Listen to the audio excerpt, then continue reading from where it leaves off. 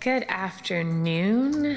It is Tuesday. It's Tuesday, June 17th at 1:01 p.m. I am calling this council work session to order.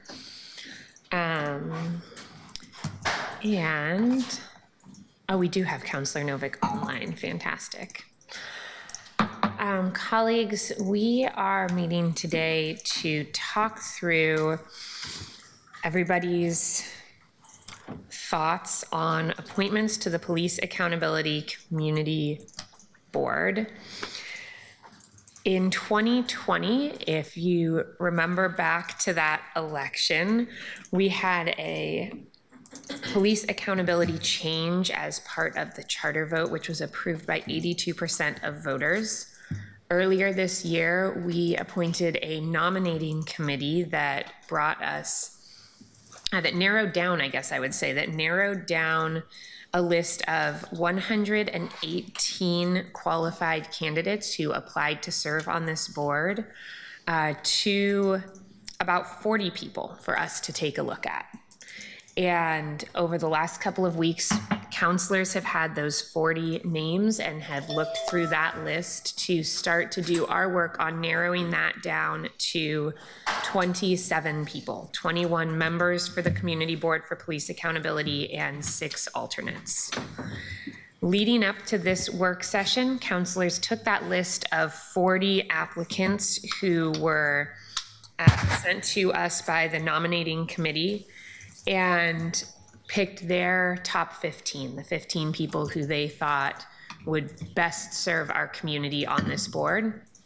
And we have put together a list of who had the strongest support from counselors, and we'll now fill in that list with some other names to make sure that we have our full suite of candidates. I want to be clear as we start this conversation, because I know conversations about who is more qualified or less qualified or fills certain gaps or brings different experiences can be hard for people to hear, especially when we're talking about them. And these are the candidates who have already made it through an extensive vetting process to be determined to be qualified, to be determined to be some of the best qualified. So we don't have any bad choices before us. We just have choices who create I think, different groups of representation. As we move forward with the discussion today, I hope that counselors, we can all be careful about sharing the personal information from candidates that we received on the applications we looked over, but that candidates in some cases marked asking to be kept confidential, and that we're just cognizant of that. And I hope that we can respect their privacy. I hope we can also be aware of the impact of traumas that people listed on their applications as we have this conversation, and make sure that we're bringing up the need for representation and experience without inviting scrutiny into individuals' past experiences. We have a couple of people here to kick us off today with a presentation, so I'd like to turn it over to Sarah. Are you starting us? Sarah Morrissey, okay, to share a little bit more with all of us counselors about what the process has been up to this point, so that not only we have that context, but the public watching has that context as well. And in just a few minutes, we'll jump into our conversation. Thank you, Council President. And we will pull up our presentation. And I will kick us off. Hello, Council President, councilors. My name, for the record, is Sarah Morrissey. I use she, her pronouns, and I'm currently serving as the interim deputy city administrator for city operations. I'm joined here with Kristen Thorpe, our limited term employee who was hired as the onboarding and administrator coordinator 2, supporting the community board for police accountability. And we also will be hearing from Timur Ender, a community member who served as the District 1 representative on the nominating committee. Next slide, please. In this presentation, we will cover a brief overview of the history of the new oversight system, share a snapshot of the outreach for the opportunity to serve on the board, explain the nominating committee's process on scoring applications, and their process for determining their recommendations. Next slide, please. All right, so we're going to start with the history, and Council President spoke to this earlier, but in 2020, the ballot measure 26-217 to change the city's charter on police accountability was approved by 82% of the votes on November 3rd, 2020. Timelines for the oversight system staffing and operationalization were later incorporated into the DOJ settlement agreement. This can be found in the settlement agreement in paragraph 195 and requires the city to establish the new Community Police Oversight Board to replace the Office of Independent Police Review for investigations of certain complaints and the Chief of Police for imposition of discipline for those complaints. The DOJ settlement sets timelines for the new oversight system, including when it will start taking complaints. Former City Council created the Police Accountability Commission, a community group charged with conducting outreach to the community on the new oversight system, and submitted recommendations for code language to Council and the Mayor. Their work was concluded in September 2023. Using some PAC recommendations and considering federal, state, and local laws, former Council adopted City Code October 2024 for the oversight system after union bargaining, DOJ review, and court amendment of the DOJ settlement agreement.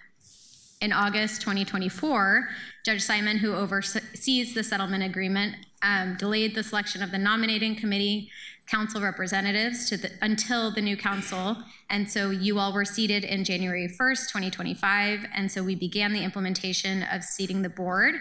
Once you were all appointed, we had the council pick their 4 representatives, 1 for each district, to finalize the membership of the nominating committee.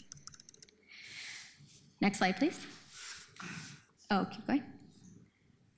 I already spoke to that. All right, keep going. All right, so the oversight system, I'm not going to spend a lot of time here just because I want to get through this presentation in a short amount of time, but really the oversight system has 2 components. So there's the Community Board for Police Accountability, which are the community members that we are here to discuss today, and then also the Office of Community-Based Police Accountability, which will be a city bureau with city staff that report to a director. Roles for the board and the office are delineated in City Charter 2.10 and Title 35 of City Code. So I'm going to hand it over to Kristen Thorpe to discuss the nominating committee process. Hello, and for the record, I'm Kristen Thorpe, and my pronouns are she, her.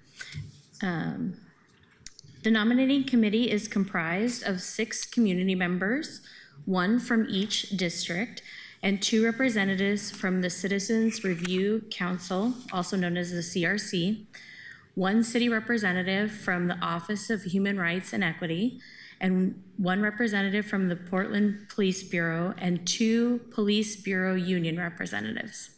The nominating committee received training, guidelines, and signed confidentiality agreements before gaining access to any applications. I sent over 250 emails to a variety of community partners introducing the new office and announcing that the application was open. I also worked with City Ops and Communication to create a website for the Office of Community-Based Police Accountability that will evolve over time, and create 2 rounds of social media posts on a variety of platforms. The recruitment was also featured multiple times in Rose City Connect and Civic Life newsletter. I want to thank the counselors who promoted it, this opportunity in your newsletter and on your own social media. The application was open on February 28th, 2025, and closed on April 14th, 2025. After confidentiality agreements were signed, Bureau of Human Resources sent the nominating committee eligible applications to committee members on a weekly basis. Before applications were sent to the nominating committee, all personal information was automatically redacted. Each application was given a unique number, and throughout the process, each applicant was referred to by their number. The anonymization was intended to help reduce any unintentional biases. The nominating committee scored every eligible application, and those that received a 60% or higher score were discussed during the debrief meetings. The nominating committee had a robust discussion of each application, and members led with curiosity and were open to respectful debate. They definitely grappled with tough conversations. After each discussion, the nominating committee voted yes or no to recommend that applicant to council. Per city code, applicants who received a majority of the votes, 6 or more yes votes from the nominating committee, were referred to you. I'm grateful for the nominating committee and appreciate their service and commitment to wanting an inclusive board. So here's an application numbers breakdown. 121 applications were submitted. 3 did not meet eligibility requirements, so the nominating committee scored 118 applications. 77 of those applications received a passing score of 60% or higher during the eligibility scoring phase. Those 77 were discussed in the nominating committee meetings. 43 applications received a 6 or more yes vote after each discussion. 1 applicant dropped out of the process, and so 42 applications went to the next step, which was a conflict of interest check.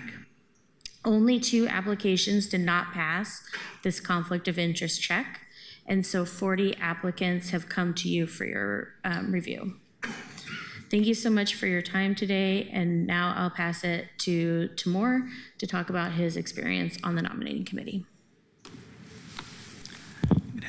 Good afternoon, Council President Pirtle-Guinea and council members. My name is Timur Ender, he, him pronouns. Proud to be the District 1 representative on the Community Board for Police Accountability Nominating Committee.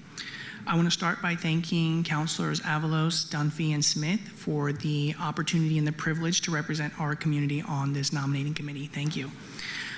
In addition to the recruitment that Kristen mentioned, I also did some of my own recruitment. Other members of the nominating committee did their own recruitment. I know some council members also did their own recruitment as well, so thank you.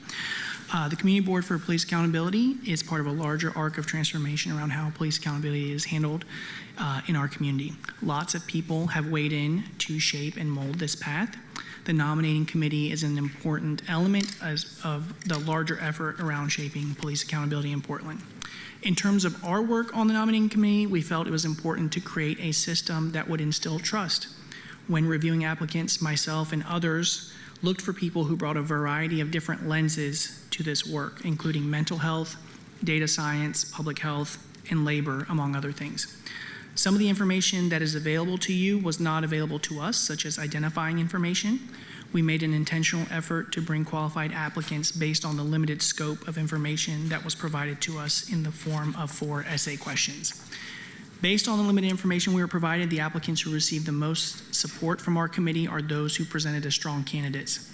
Our group of 10 nominating committee members brought a wide range of perspectives and backgrounds to the process and engaged in thoughtful, collaborative discussion around each applicant. We trust that this input will be a valuable resource to council as you make your final selections. My hope is that the work we did instills confidence in our recommendations as a committee and for the public in the development of the Community Board for Police Accountability.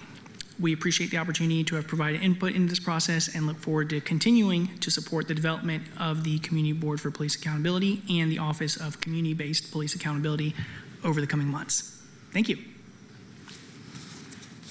Thank you all so much for giving us a little background in the process leading up here, and especially Timur for your time volunteering on this work, and for all of the other members of the appointing committee who I know put a lot of hours in. We appreciate that you read through all 140 applications. Colleagues, are there any questions about the process that it would be helpful to ask before we get started with our discussion? Councillor Clark? Thank you, Madam Chair. I just have a question about our process. Okay. Are we going to be selecting the alternates? We are. And when is that going to happen? That's part of our conversation today. Okay. Any questions for our guests who are here? Okay. Councillor Ryan? Thank you, all of you, for being here. Great presentation. I'm really hesitant on some of these questions because you want to respect everybody's confidentiality. And so I think I have a question that I think I'll be fine. So when I've been looking at the ones that we received, all I really had to go with were about 3 questions that were pretty standard questions that they answered. But I couldn't get a sense of them beyond that. And I think the questions that were asked were the ones you should ask, of course, but there's also a really predictable way to answer them. So my point is I had trouble really, it was hard to make the decisions based on that. And I'm sure, knowing who my colleagues are, I did a little bit of this, but, so I Googled and tried to get a better sense of them. Can everyone agree that that's a fair practice? And I just wondered, in your dialogue, did you have more to go on? Did they answer more than those 3 questions? No. Were there 4 questions? The 4 essay Sorry. questions, yeah. Yes, we had the 4 essay questions, and any identifying information beyond that was kind of redacted from us, so we didn't have their names. So you saw the same thing we did? I think that's accurate, Except for their names were redacted. except for their names, yeah. Their names were redacted, so they only had the questions, no names were available. Oh, okay. So we actually had a little more information, Because we had a Councillor, where name, so you I could could do what I do a just said I little did. background digging. The nominating committee actually couldn't do that. We had applicant numbers. Okay, all right. And you had the benefit of doing dialogue amongst yourselves, which we'll do today, of course. Okay, I just needed that process question answered. Thank you. Thank you, Councillor. Councillor Murillo? Thank you, Madam President. I guess I want some clarification because, what was listed said, I do not want my personal contact information to be shared, and understand that the city may make every effort to keep my personal contact information confidential. However, I also understand that the city may be required to share my information. But I didn't see that anyone had marked to be left confidential. And I just wanted to, I wasn't sure if someone could verify that, but you can sign the public records request, but I haven't seen anything about confidentiality as far as identity or their applications. And I guess I'm struggling with how we would have a discussion about the candidates and some concerns or benefits that we think they would bring without that. Yeah, and I'll share, Counselor. Kristen was clear with the committee members that there would be, at some point, that's one of the check marks that we put for city applications as well. We can get those numbers from you from BHR for who did check that box. I don't believe that information was readily available to you, so I can get that breakdown from BHR and provide it to you. I believe some of the applications asked that we not share address and things like that. And that was on the application that we saw. But I don't think that names were listed, that confidentiality I of think names your was guidance, listed. Madam President, is what's confusing this question, because I have a similar question to Councilor Murillo. Is that your opening statement made this confusing? How are we going to talk about people without names? I think my assumption is that we are talking about names, but that there were people who had checked the box saying, please don't share my address, those other pieces of information that are listed in that top section that we had available. Okay, great. Councillor Canal? Thanks. Yeah, that is my understanding as well. And I actually worked with Heidi Brown and then Mayor's aide Stephanie Howard on developing the text for that question or a version of it before. And it does talk about the personally identifying information, PII, if I recall correctly, and not the content of their responses. My question is about the scoring step in the process, and there's a little bit less transparency for me because this is not laid out in code. You mentioned that there's 60% was a scoring necessary to move on, but I was also, that was an average. But I had also been briefed earlier that that if anybody got 60% or higher from even one member of the scoring panel, which is the same as the nominating committee, that person would still get an up or down vote. Can you speak to that aspect of it, anything beyond the average 60% score? So each of the 4 essay questions were out of 5 points, and each were weighted 25%. And so it took everybody's on the nominating committee's score and then averaged them together. And that created the 60 or above number or 60 or below number. There was an opportunity where we looked at, the nominating committee looked at the folks who scored at the 59 level just to see if there was anybody that could have passed or should have passed but maybe didn't because of the averaging, and they all agreed that no, they should not have moved forward. So there was a conversation around the people that were fairly close to the 60-point line and whether they'd be brought into the up or down vote universe. Just the 59-point people, yes. So 58.99 and below did not get that conversation. Correct. There was a gap between the 59 scores and then the 58. There was a significant gap. Thank you. Councilors, any other questions? Councilor Zimmerman? Thanks. I think related to Councilor Canal's, I'm trying to understand then what this chart tells me. Because I was reading this as individual members saying yay or nay on individual people, but That's correct. okay, and that's different than the question scoring? Yes. So everybody read the 118 applications, and that's when they got the 60% or higher score. The 77 members that scored above 60 are the ones that are reflected on that sheet. And all of the nominating committee members voted individually for that application, yes or no. There are some blue squares on that page that are for the people that abstained from voting on that particular person. Got it. And that might be because they personally know them and now they've seen the name. Once we did the original scoring, now we see names. That's what we're seeing here. The nominating committee did not see names. And so people abstained based on clues that they picked up in the essay questions and identified that they knew people. And so. Okay. And then given that, what I'm gathering from this list is that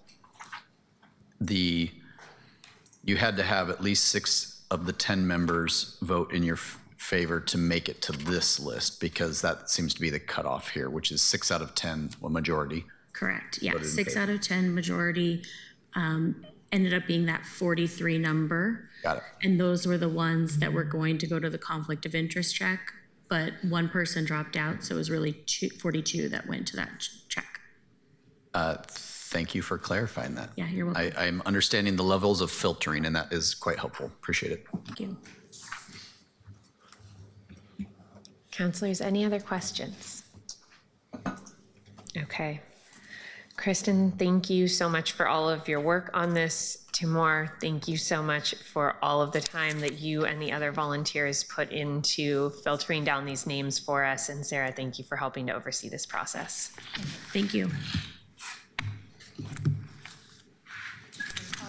have a couple of things before us. We have all reviewed the 40 applications that were sent to us, and you have a sheet that was sent from Christopher Hare in our council operations office, which essentially shows us, based on all of our top priorities for people who we thought should definitely move through the process, who were the 15 who had the support from the most counselors.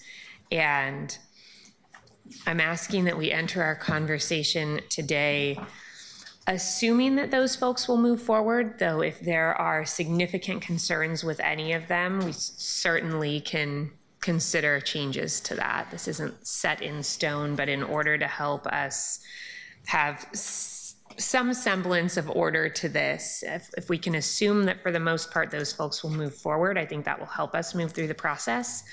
And then we have the rest of the list of people who at least one counselor thought should move forward. And most of the 40 individuals are on this list, but a few did drop off through this initial vetting process that we did. You also have the sheet that Counselor Zimmerman held up that shows us how many votes people got from the nominating committee.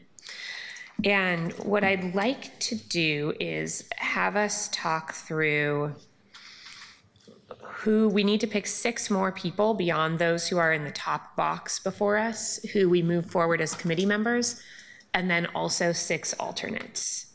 And so I'd like us to start by thinking about who should move up.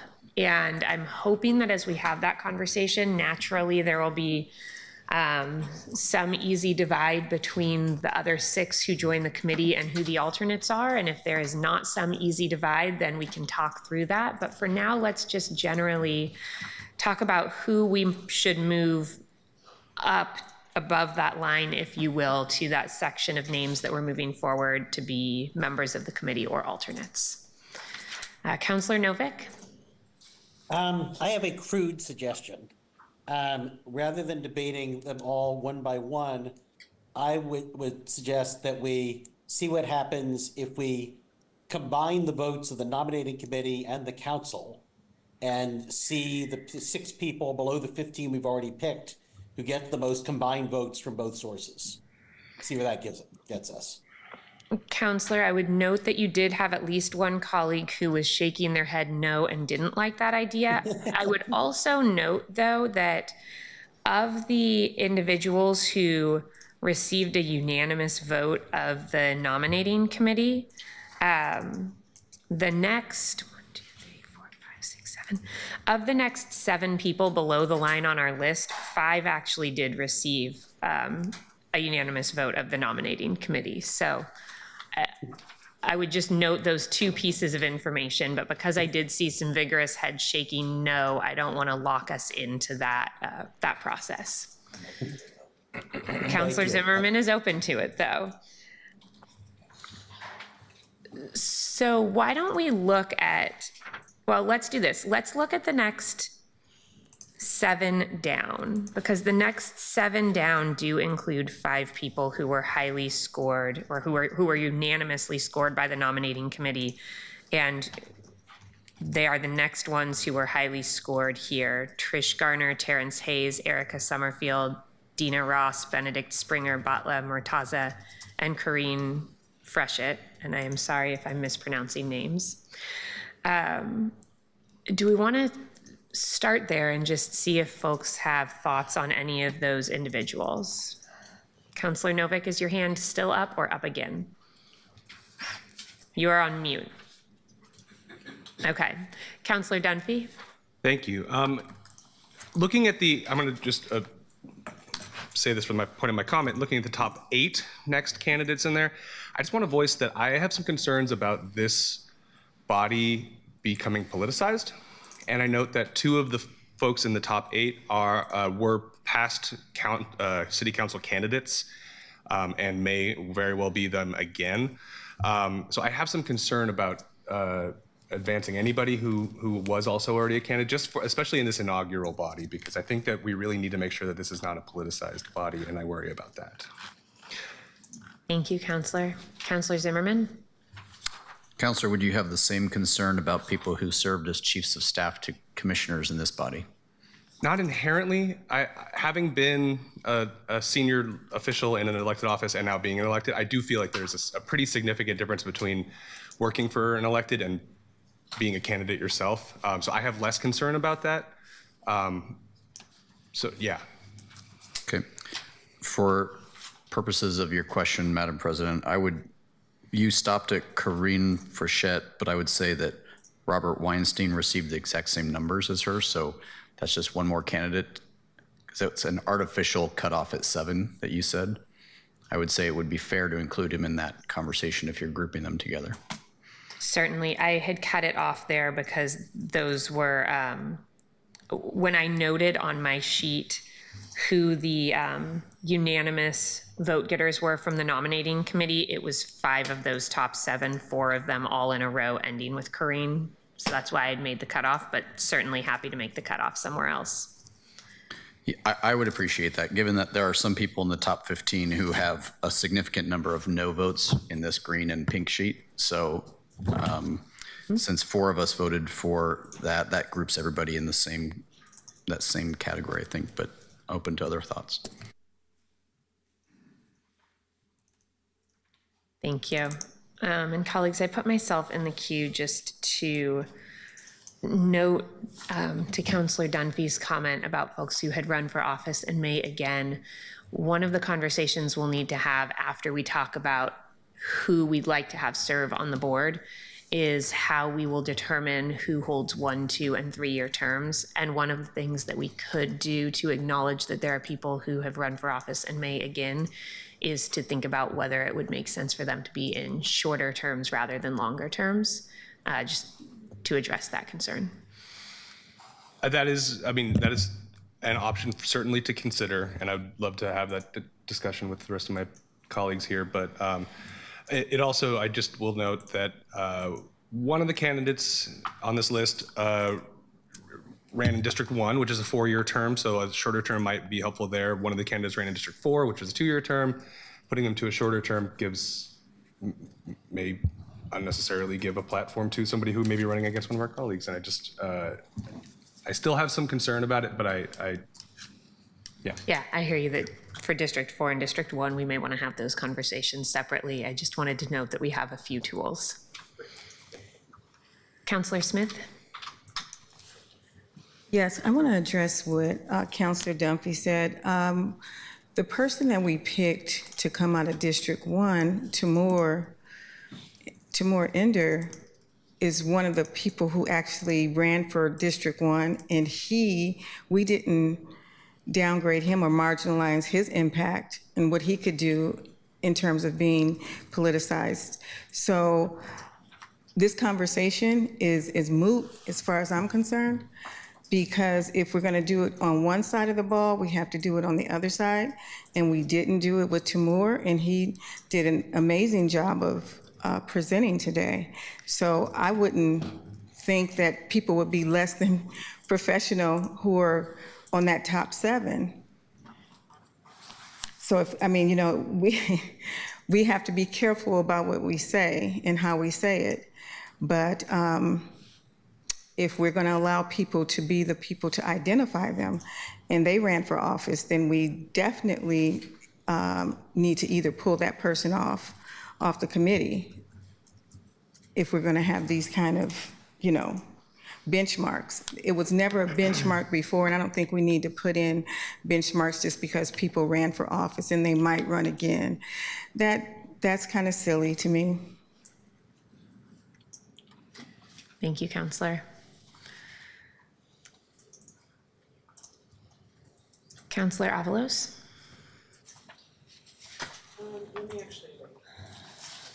Councillor Canal? Thank you, Madam President. This is a very interesting conversation that came up during the Police Accountability Commission's work, whether or not this should be a criterion or something that rules someone out. In evaluating other cities, this is a fairly common rule that exists in not a majority, but some. And there are some where the rule does not exist, where that is one of the criticisms that's been given. I would say a few years ago, that was a conversation in Seattle, is that some of the board were folks who were perceived as running or doing this to run. It did not end up in the code requirements here. It's not something that is a rule here. I think it's just interesting, and I don't observe that to weigh in on either side of it, but I think it's notable that this conversation is not new. I think that's maybe a helpful reference point. I would like to maybe argue for a different person on here. And this is one of the people who is in that immediate next tier. So anyone that's 6 or more counselors put on their list is sort of in that presumptive 15. And then there's another tier below that with 5 counselors. And before I argue in favor of this person, I did want to note Charter Section 2-1002, which relates to this, says that the board's membership needs to include, and I quote, representation from diverse communities, including those from diverse communities and with diverse lived experiences, particularly those who've experienced systemic racism and those who've experienced mental illness, addiction, or alcoholism.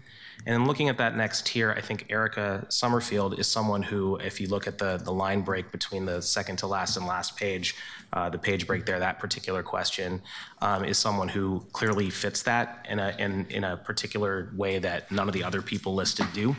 And I was particularly impressed by the commitment to fairness that was in these essay questions, although I also recognize Councilor Ryan's comment on the limitation of the questions.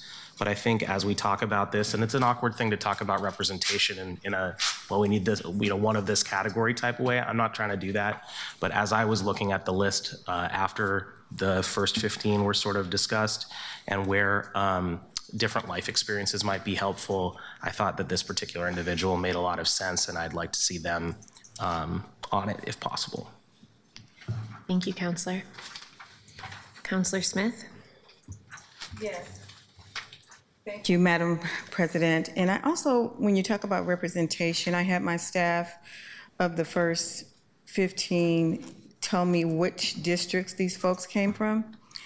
And 8 of them came from District 2, 3 came from District 3, 2 nominees came from District 1, and 1 nominee came from District 4. So if we're going to talk about fairness and representation, we need to have fairness and representation from each of the districts. And I'm looking at a number of people who are in District 1 who are in that next level.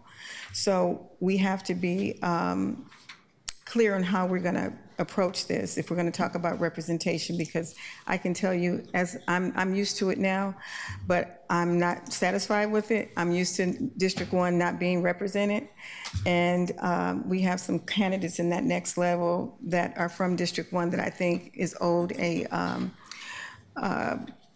look and a second look, and even if they were previous candidates for city council, they should not be overlooked as an option. Can you say that breakdown again? Yeah, sure. 8 nominees from District 2, 3 nominees from District 3, 2 nominees from District 1, and 1 nominee from District 4. That's the first time you guys have District 4. I must have done something wrong because I had 2 each from District 3 and District 4, so I must have caught somebody's address wrong. And 1 nominee from Vancouver, Washington. You have to live or work.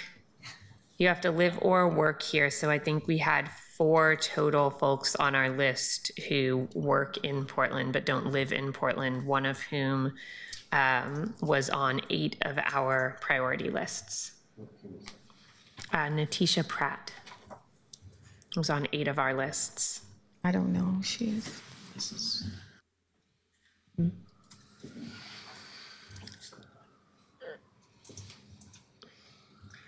Was it 9? Did I get the number wrong?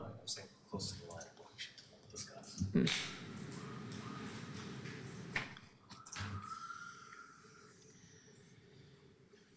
Counselor Smith, thank you for those comments. I think there are a lot of different ways to look at representation that we need to balance as we go through the discussion today, and part of the city that people live in is certainly one of those. I was also looking at who, especially for your district, might be able to move up. Counselor Zimmerman? Thank you. I am actually hoping that our city attorney can help us. There was a slide that discussed the Community Board of Police Accountability versus the Office of Community-Based Police Accountability, and I am trying to better understand the two roles here, and they remain unclear for me. The way that that graphic shows it only gives me an idea, not really a normal person on the street perspective for the two differences of these and what this graphic is telling us that was in the slideshow just a minute ago. Can you help us out here, or help me out at least? Yeah, I'm happy to do so. Good afternoon, Council President, Council Vice President, all of Council. It's good to see you. My name is Heidi Brown. I use she, her pronouns, and I'm Chief Deputy with the City Attorney's Office. So the charter calls for there to be a board, and they are the decision makers or governing body as far as investigations and discipline. But it also calls for the board to hire a director who will be a city employee, and also that director then hires staff, investigators and administrative staff who perform the investigatory work, the administrative work of what the board will want. And so that's the distinction. So the Community Board for Police Accountability, the board, or the CBPA, that's the one appointed by council, and then they will hire the director of the Office of Community-Based Police Accountability. That office will be a city bureau or office, if you will, and that director will then hire staff. They hire that director who will then hire that staff. Yes. And in that situation, that director works for a body of volunteers with no city executive oversight whatsoever? That's predominantly correct. There is some in the code, in Title 35, there are provisions for how they do certain operational work. So the director does have a line underneath the deputy city administrator, who's Sarah Morrissey in this instance. So for purposes of, operationalizing, also adoption of administrative rules will ultimately be decided on by the DCA. But predominantly they are hired, and firing decisions are in code, the authority of the board. Okay. That is fascinating. Okay.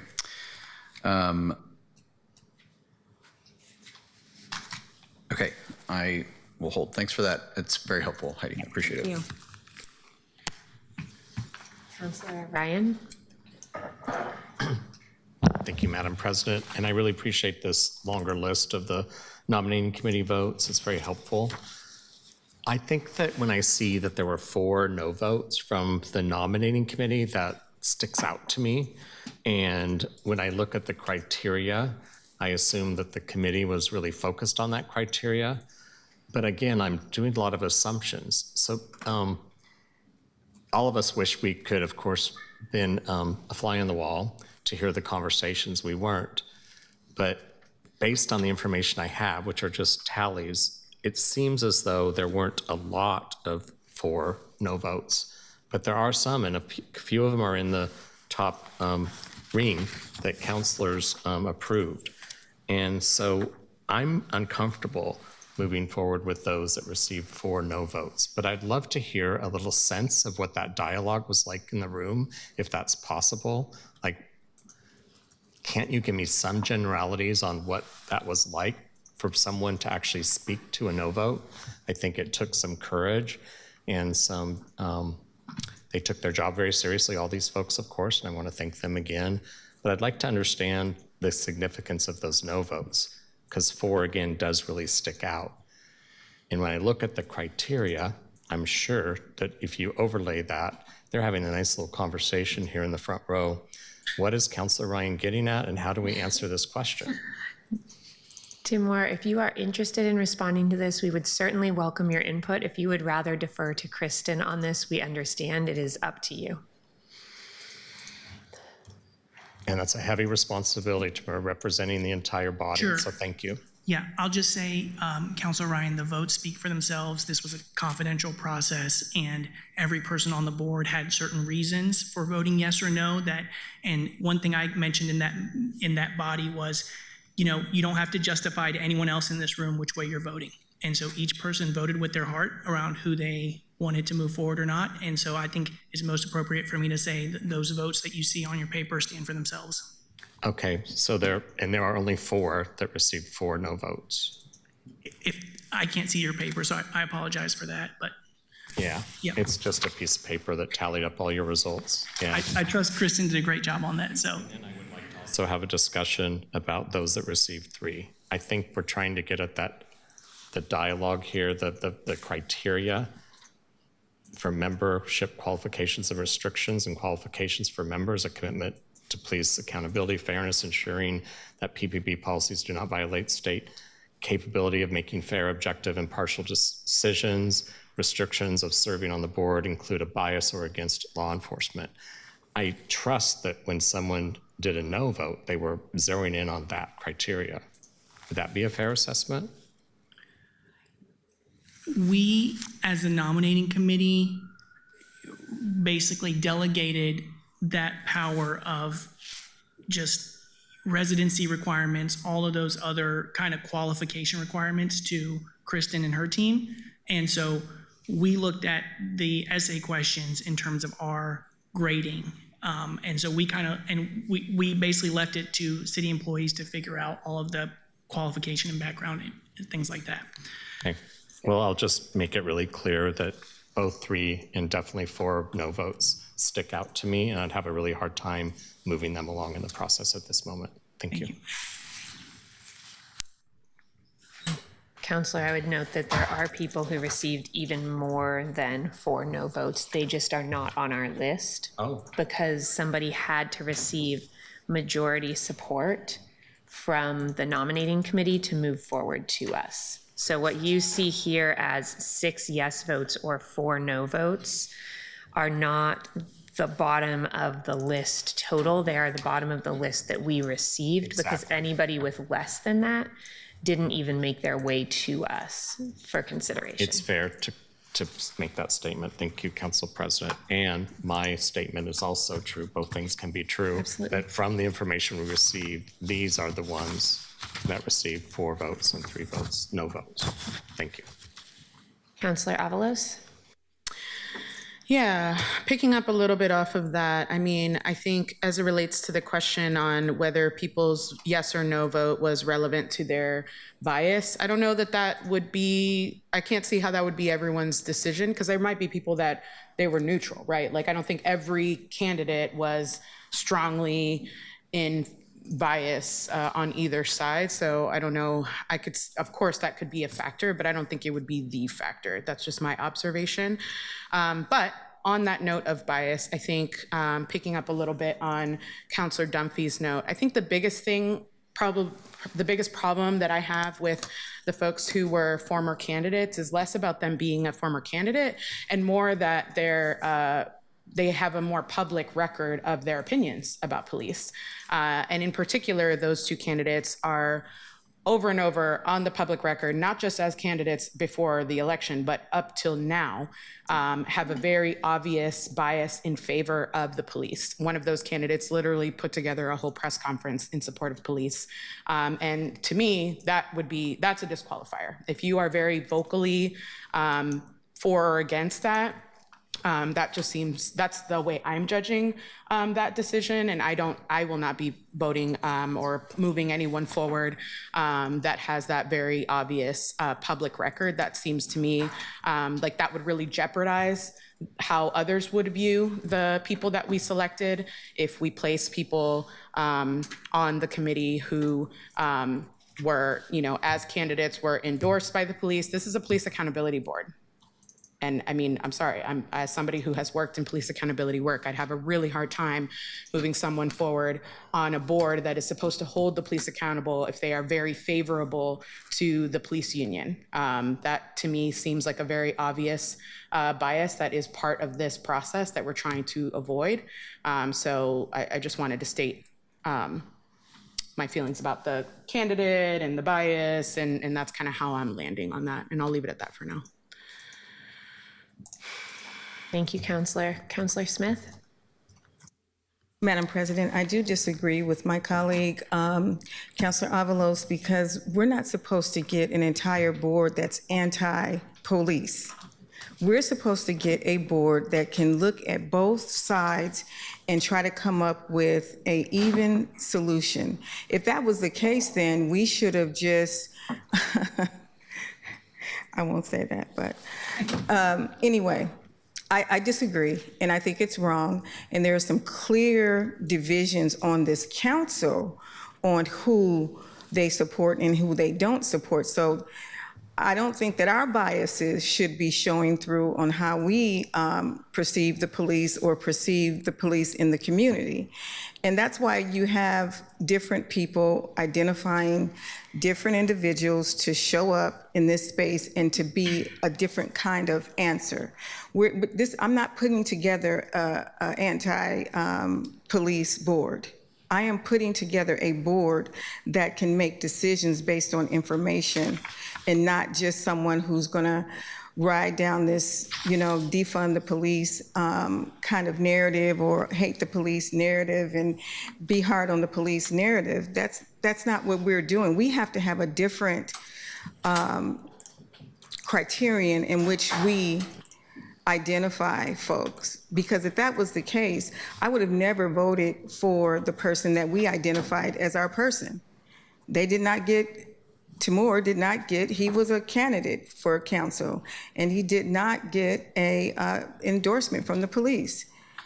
And so if I can look at a 30,000-foot level at who would be good, regardless of their stance on police, we should not be, I'm gonna go and say this, Councilor Zimmerman, picking these winners and losers. And when we got folks who are from District 1 who are clear, and I'll be clear on who I'm talking about. I don't know the two you're talking about, but I'm talking about Terrence Hayes. I think we need his voice, I think we need his diversity, and I think we need his understanding of police, particularly from the standpoint as a father, a Black man, and someone who was incarcerated. So I think we need to be very careful on how we try to eliminate folks from this discussion. Thank you, Counselor. I'm next in the queue here. As we think about who we want to move forward, I'm thinking back to a conversation I had. Counselor Knoll, can I share some of a conversation that we had about what it means to approach this work independently or neutrally, and what we should be looking for, and the importance of not just having no opinion, but having lots of opinions that balance each other, and the importance of finding balance for this board. And so, I'll share that on the list of names that I put forward, there were some folks who I think who have had interactions with the police that led them to having very negative relationships with the police, and also some folks who I put forward who had personal interactions with the police that led them to having close relationships, because I think it's really important to have both of those perspectives on the board. Terrence was on my list for that reason, but so were some people who I think he probably wouldn't see eye to eye with on a lot of things.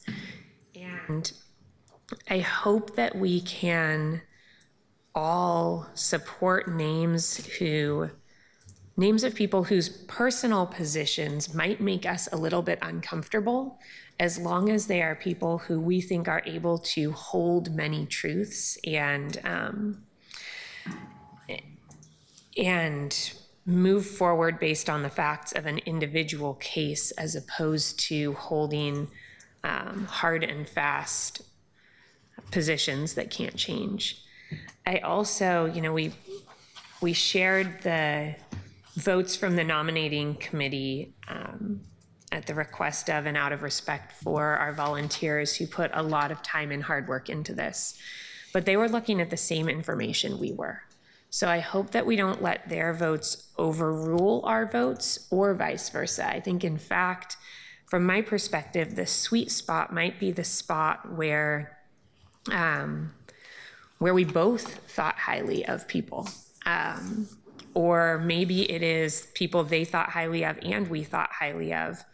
But I don't think that we should discount either their positions or ours, given that we were working off of the same information and trying to get to the same balance and had the same charge. Councillor Knoll. Thank you, Madam President, and I appreciate you sharing that. My position supporting the work of advisory groups has always been that every person in Portland should be able to look at every advisory group and say, maybe it doesn't represent my worldview, maybe I don't agree with everybody, but there's at least one person on that group that is saying what I would say if I was a member. And that lends itself to the diversity of viewpoints that I think we're trying to seek, and that I think we're finding in this list and trying to bring up. And to that end, and to the point that Council President raised, I put Corinne Frechette on my list. And I worked with Corinne on the Police Bureau-wide Advisory Committee and found that that's a person that can evaluate a case independently. I also wanted to speak to Dina Ross, who's in that first tier specifically. I mentioned just below the other person I mentioned, Erica Summerfield. And in looking through that application, again, at that same question, the page break question, someone who's worked in terms of their own, also their personal viewpoint, but also having the experience of working with the Jewish community, which is a community that's relationship with police is not often discussed in the police accountability space. That was something that I found particularly unique, and something that I think it lends itself well to putting this person on. And I don't know either of the two people that I'm speaking in favor of here in any way, Erica or Dina, but I was impressed with both of their applications and the things that they have in their background or experience that are different from the 15 people that are presumptively in. Thank you, Councillor. Councillor Murillo. Thank you, Council President. Sometimes I feel like on this dais, I want to just roll the clip back about what somebody said, because it's very obvious that colleagues have preconceived notions about each other, and then they're not listening to each other, and they are just making assertions about one another that are maybe politically convenient or helpful. Because what I heard Councillor Avalos say very clearly was that she had looked for people who could hold truths in both directions, and that was part of how she made her choices. And she has worked in many spaces where she's had to talk to people that she doesn't agree with. So I just don't really appreciate that when we're having this discussion, that for some reason upholding the status quo is viewed as neutral, but anything else is viewed as biased. Both are a range of perspectives, and we have that on this council in a pretty balanced way, I would say. For the most part, on many of our votes, we're around 6-6. So I think it's healthy for us to have some different ideas and tension based on our differences and lived experience. And I just want to emphasize that while we're having this discussion. I also want to point out that even in the original nominating committee, we had representatives from PPB, PPA, and PPCOA.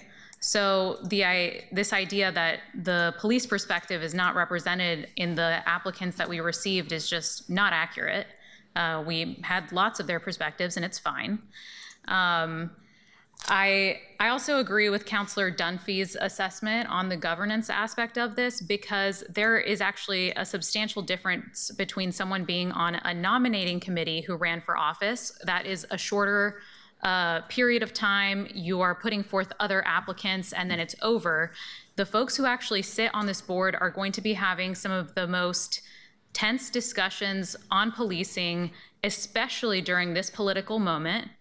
And if we have people there who are going to use this as an opportunity to grandstand to the public about their positions rather than be neutral, then we are creating a political problem rather than having neutral people actually working in this space. So I would say that those are two very different things, and that needs to be addressed. And as far as the candidates that I like, obviously you can see which ones I ranked, but as an immigrant, I'm advocating for the two immigrants of color on the list, Batla and Anchal, to be appointed to this board. Their voices and lived experience are really essential to building a system that truly reflects and serves all of the people of Portland, especially in this moment. So, thank you. Thank you, Counselor. I'm going to jump over to Counselor Green because he hasn't said anything yet.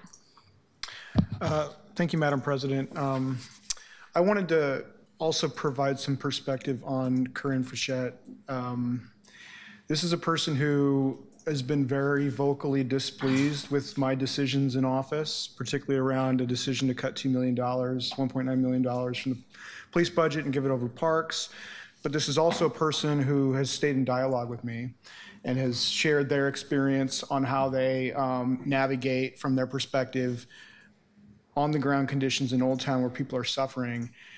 They have, I think, a pretty nuanced, maybe not always at times from my perspective on what public safety means as a holistic perspective. I'm not always going to agree with Corinne, but I appreciate the willingness to look at a position with some objectivity, even if a social media post is not the way that I would express myself. So I think I would be comfortable advancing Corinne in forward. Generally, I'm going to defer to a diversity board. I want people of color, people with lived experience. But I'll also note that Robert Weinstein, again, made some posts that I don't agree with and enjoy, but has some experience evaluating quasi-judicial outcomes, which is also an important part of this job. So taking off the personal opinion hat and saying, what are the facts in the position? And I also think that's pretty important. So it may be difficult for us to reconcile as a collective group what other six we need to put forward. So if we get in a bind, I do think there's a reasonable, we're the unanimous yeses. If we can't agree, maybe advance some of those forward. So those are just kind of how I'm thinking about things right now. But I wanted to name those two specific individuals. Thank you, Counselor. Counselor Canal. Counselor Avalos. Yeah, thank you. Thank you, Councilor Murillo, for what you said. Completely agree. I want to state for the record, I never said that we're going to be putting a bunch of anti-police people on the board. So I really resent that comment and don't appreciate my character being put into question. So I want to make that very clear. I also want to say that I think, as somebody who was on the Citizen Review Committee and then was on it and then became a candidate and then all of that, I put myself in that same category. If I was looking at my application right here, I would be putting myself in the same category of probably not the best person. She just ran for office. She has publicly stated opinions about police that are one way or the other, and that would be a bias that I would be holding myself to that same standard. So I don't agree with the assertion that I am trying to put people on this board that are for one side over the other. I am trying to remove people from this board who are very actively vocal in the community about one particular side, because then that to me feels like it will delegitimize the perceived neutrality of this board if we put a bunch of people on it who have been very vocal for a particular side. So I just wanted to clarify that. I also want to say, because Council President, you said that they were all looking at the same information. Yes, but they didn't have their names. So let's be clear that we had more information than the people ranking, because it sounds like some people were doing some Googling and we're able to do some cross-checking. So just wanted to state that for the record, although yes, agree, they had the general information, but we do have a little bit of an advantage because we were able to see their names. So I wanted to state that. Thank you, Counselor. Counselor Ryan? Thank you, Madam President. You know, we've been in some heated conversations lately about funding because it's budget season. And in my opinion, we had a false narrative put in front of us between parks and police. And because someone has spoken to favor police funding during this budget cycle does not mean that they are pro-police all the time. It doesn't mean that they don't believe in accountability. It doesn't mean that, like me, they probably are noticing that the current chief is really leading a culture towards community policing that we haven't seen before. And so I think we have to be careful not to take the heat of the current dialogue we're having about that and impose it on this. I really appreciate your comments earlier, Councilor Green. I do want to call them out. I think we went at this in a similar way. I was trying to do that balance thing as well. And I have now some history on some people I actually was cool with that don't say very nice things about me, but I think they would bring the checks and balances that are needed. Since we're talking about a certain person in particular, and his name has been brought up, I'll just say that, you know, Terrence Hayes has lost a member in the police involved, has lost a family member in a police-involved use of force. He was incarcerated. He chose to take those incidents and learn to build a better community. He has never said he doesn't want police to be accountable. He just said he wants police to be part of the solution to make his community safer. So I just hope that we stop politicizing this so much that we can't look at the individual character and what they bring to the table to bring that elegant balance that's needed in this body. And so just want to make those points. And I'm still crystal clear that if someone got a no vote, 4 of them, and they didn't even know their names, that says something. And so I think I am still clear that they should be removed from this body. Thanks. Thank you, Counselor. Counselor Zimmerman? Thanks. I want to start with, I appreciate Councilor Green's comments about Corinne Frechette and Robert Weinstein. I have similar support for them. They were on my list, and I don't think we've all seen actually each other's votes. So I actually don't know who's supported, because we don't have a list of everybody's votes, but I did support Bob Weinstein and I did support Corinne. And I appreciate that.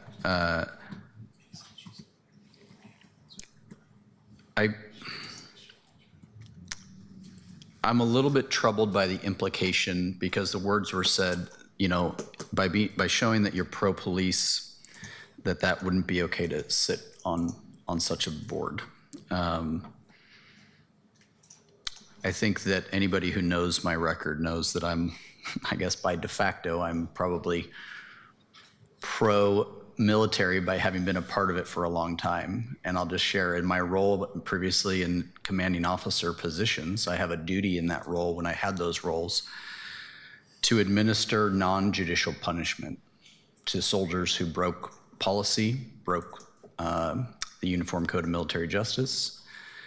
And that's a heavy weight. And I do think that you can, one of the things that I think can keep a board, an accountability board, an internal review board, things of that nature, one of the things that can be powerful about it is if there is such a cultural need to make sure that we do deal with those who are stepping outside the norms of policy and culture and the law and expectations. And that happening from those within is also an important part. And in this case, obviously, there are no police sitting on this board, but I think that to assume because somebody has a pro, in our words on this dais, a pro stance, that they can't then also provide decision-making that is fair and just, particularly given what we heard earlier, is that there will be a staff who is assigned and hired up to help with the investigations, is unfortunate. And I think that Terrence Hayes was also on my list. A lot of the reasons are given the fact that I think that Mr. Hayes has been described by this body as pro-police, and I probably have been too, and I think we look awfully darn different. And I think we have awfully darn different experiences, and I think that's okay. I think the irony or the hypocrisy is a little thick right now in terms of sitting or not sitting on a board and whether or not a person runs or doesn't, right? There were people in this body who came up with a charter review to then become candidates. There are people in this body who've sat on different committees and assignments over the years. I've sat on one of the many police boards at a time or another. So I just think that while this is a political decision, it would be great that their decision-making not be political. I do think that sometimes their selection is political, and they've got a duty, and I don't know that they'll take an oath, but I think they'll take a commitment to fair application of the law.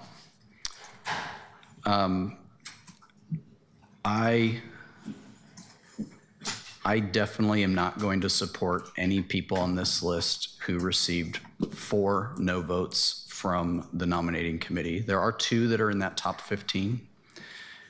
And in the world of bias or not bias, I think one of them is a former chief of staff to the sponsor of this.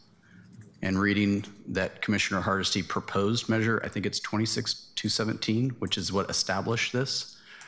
Her chief of staff received 4 no votes. And in the materials, that person is also, I mean, I only know they were chief of staff because of the materials, but we're not raising a concern there. And I feel like if we're gonna raise concerns, let's actually do it. But let's not just raise concerns that you have to be, you can't have ever said that you're pro-police, or you can't have ever said that something good about the police. I don't know that that's the world we live in. I think it's okay to say it, but if we're gonna go down that path, we've got some folks on both sides, and let's be honest about it. But that actually is not the reason that I am not going to be supporting that person. It's because 4 members of a body, without knowing even their name, said this is not a person. So those 2 that are in the list with 4 no votes from the nominating committee are my concern. And I really appreciate, Councilor Smith, you mentioning the district representation. And I will just say, if we were able to get Bob Weinstein and Corinne in there, that would increase the District 4 representation by 2, and I would feel much more comfortable about that. And last plug for Corinne, I'm pretty sure she's served on Multnomah County's jail inspection community team, which, if you're unaware, the county commissioners and the public have to inspect the jail every year for fairness and humane treatment. And from my memory, she did that quite honorably and quite well. So thank you. Thank you, Councilor. Councilor Smith. Thank you, Madam President. I agree. I think district representation is really important, and great district representation who knows the issues, who's been in the space that can offer comments and strategies that are coming from a really authentic space and place. And you've already said it, Councilor Zimmerman, we have people on this board who actually created the charter to even get this form of government who are sitting on this board. And everybody knows who that is. That is my seatmate, Councilor Avalos. Councilor Avalos, yeah, I know your name, Mama. I think it's important, and when I was running for office, just for the record, I was asked in very many places and spaces that did interviews on who to support. And I never once changed. They asked who did I want to support and who did I want to serve with. I said Terrence Hayes and Candace Avalos. Everywhere I went, it wasn't just for show. I said that everywhere I went. Now, I was not her person, but I did not think, and that's okay too. But I know that for the most part, people know that I can look from a 30,000-foot level and look at an issue and decide, based on my experience, my track record, my background, that I am able to make a decision. And so for me, I don't think we need to put these guardrails up. I think we need to let some of them down so that District 1 and District 4 can have folks like Bob Weinstein and Terrence Hayes, which they both were running. It is really, this work is really tough work. And sometimes we can't get people to even volunteer to come twice a year to something. So to have people who are willing to give of their time, and it doesn't matter which side of the political spectrum they're on, and they're willing to do this, and they can speak from this, from experience and from a track record, I think we need to look at those folks and say they might be someone who is very valuable to this process, and we should not be putting up guardrails around campaigns and those kinds of things, because it just doesn't, it's flat. I mean, it is a flat situation because we have all kind of, we have all kind of things going on up here that we have to show that they're conflicts of interest. I mean, we even voted for somebody's wife to get money. So we can't sit here and be so stoic as if we have not done things too. So we've done it, and I could look at that and say, you know what, this is a good issue. We need to support it. So I wish that we would really stop it, that we would really stop trying to prevent people who are older. And I can tell you, there were very few people on that Charter Review Committee that were older with experience like Bob Weinstein. And I think his voice is important, and those voices are important because they didn't have, we had a bunch of young folks who just wanted to throw away all the older people. So, yeah, but that's just my opinion. That's the way it looked, and that's the way it turned out. But when we start going down an alley, we need to make sure that we don't have some things too. So I support Terrence Hayes. I support Bob Weinstein. I don't care that they ran for office before. They're very seasoned in who they are and what their opinions are. And I think that they'll be valuable on this committee. Thank you. Thank you, Counselor. Counselor Novick. Thank you, Madam President. I just wanted to put in a plug for three people, two of whom really appealed to me, the basis their professional and volunteer background. Benedict Springer, who got 10 votes from the nominating committee, and a first-generation immigrant who works for the Public Utility Commission and therefore is familiar with working within quasi-judicial processes. And then Trish Garner, who got 10 votes at the nominating committee and 5 votes from us, who has a background, who's worked on the FITCOG and also has a background as a criminal defense lawyer and also as a prosecutor, it turns out. And then finally, there's somebody who appealed to me because of how specific she was in talking about how she would make decisions. It's Sarah Citronbaum, who said in response to question 15, how would you approach the trying to decide if policy was violated and decide what discipline should be given. She said, among other things, compare the facts of the Portland Police Bureau's written policies and training standards to determine whether a violation occurred, consider prior discipline cases and consistency with precedent, making fair, proportional, and disciplinary recommendations. And that might seem obvious, but most people did not say things like that, and suggested to me that she's thought a lot about what the details of the job entail. Thank you, Counselor. Counselor Clark, I don't believe we've heard your voice yet on this. Thank you, Madam President. I'm not going to dive into personalities or people, but I'm going to offer up a proposal just to keep the ball rolling here. You know, I felt pretty good that in the top 15, I got 30%. I was going, whoo, that's pretty good. But I have a lot more people on the bottom list. But I was going to propose, just to move this forward, that I agree with Councilor Ryan and my friend Zimmerman, that we should, or whatever I call him, that we should... For the record, she calls me an evil twin, I think, but we're there. Keep going, Councilor. Dias, we say Councilor Zimmerman. Yeah, sorry, Councilor, that guy. I agree that we disqualify the people who got the 4 no votes And that takes 2 people off the top list. And then when you start going down the secondary list, it takes off the 3rd person. So I would like to propose we consider the top list and the green section minus the 2 that did not, that got 4 no votes. And we move down the 2nd tier all the way down to, I think, Todd Bateman, and exclude the person who got the 4 no votes. Then that includes, let's see, that's Trish Garner, Terrence Hayes, Dinah Ross, Benedict Springer, Batya Murtaza, Corinne Frechette, Bob Weinstein, and I think Todd Bateman, if my math is right. So I think that would solve all of our problems. And I would like to move that. I think it's a pretty balanced list. I don't know what your process is, Madam President, but that's my proposal. We are in a work session, so we can't take motions and vote, but I'm trying to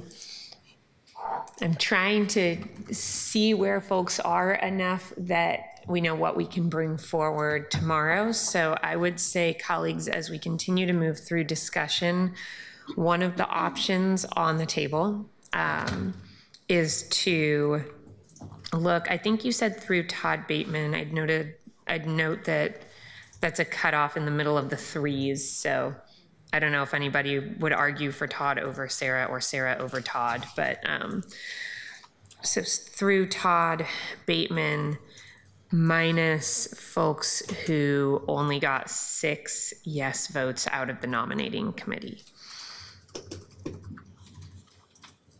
So that's an option. My guess is as we continue to talk, there will be other options put forward on how we could look at this, but that is one option, colleagues, that has been put on the table that we could think about. We would then still need to come up with our 6 alternates.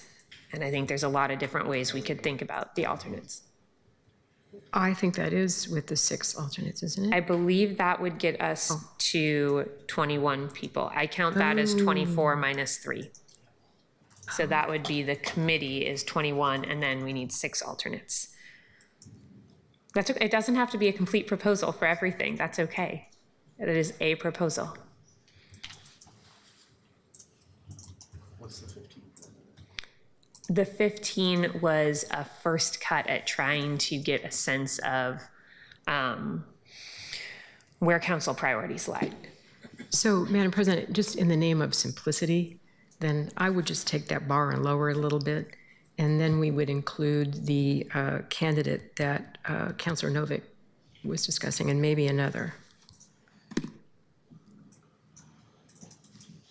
Okay. Okay, anything else, Councilor? Okay, thank you. Councilor Canal? Thank you, Madam President. When you have a review process of this nature and you come up with 15, and the reason why I think the council president went with 15 as opposed to looking at the top 21 rankings, there can often be gaps in what you have. We've obviously talked about the district gap. That's a real one in the initial 15, but there are other gaps as well. And in this particular case, our obligations is that quote that I read earlier about ensuring racial diversity and as well as experiencing systemic racism and those who've experienced mental illness, addiction, or alcoholism. So this exercise allows us to look into these 22 people that are in the gray, who got 1 to 5, and say, here's a gap that the 15 have, and bring them in. That doesn't necessarily get reflected in who had the most within the gray. And so I just want to bring that up. I think Councilor Murillo mentioned one specific one where we have, and I'm pretty sure this name was reversed in the application, Murtaza Batla. As someone who gets called Kanal, like it's my first name a lot, I want to make sure I get this right, so please correct me if I'm wrong. Murtaza Batla and Anshul Sharda, who are they're not in the same place in the gray. Both are immigrants of color.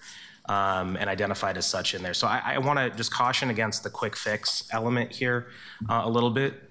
The other thing I want to caution against, and I'm not even a caution, I'll just go full at it, is this idea of 4 no votes. I want to note that there are 3 members, and if you look at the actual graph, not just that line on the right, and you see the grouping of votes that collectively, the pattern that emerges in those the people who had 4 no votes, I will note that there were 3 people who were representatives of the police bureau, the police rank and file union, and the police lieutenants union on there. And so to see that, that 2 of the people on here, one is someone who's associated with a former commissioner that's tied to this work. The other is a member of the Police Accountability Commission. And so I want to make my argument for that person. I had the privilege of working with Tim Pitts, who is someone who I think is incredibly balanced, detail-oriented, and willing to hear everybody out as a member of the Police Accountability Commission. He was one of the replacement members. He was not there the whole time. And so he was coming into a process that one could choose to stand against or endorse fully, and he chose option 3, which is to help shape it in ways that reflected his experience. He's a business owner. He's someone who represented the small business community in that particular, there were categories of membership on the Police Accountability Commission. And I think it's fairly clear here that some of the folks who had particular backgrounds in working in this space had a block of no votes. I don't know who they are, but that happened. And you can look at the columns of red and green on the folks that had 4. The idea that if one has stood in favor of police accountability, one needs 6 out of 7 votes, whereas if one has not, one needs 6 out of 10 votes is a problematic statement, but that's how it has gone.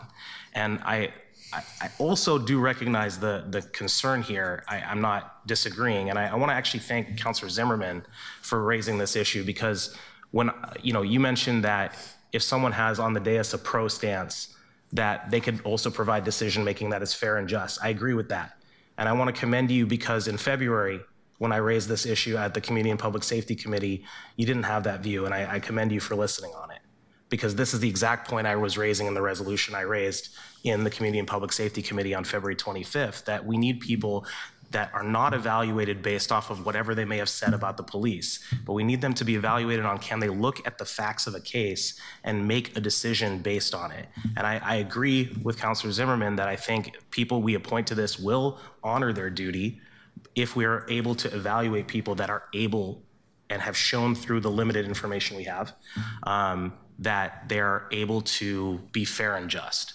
And that's the criteria I'm applying to it. That's why I have not argued against some of the folks that have been argued against here, because I think that that's something that we can achieve with people that have a wide view of policing, wide range of views on policing.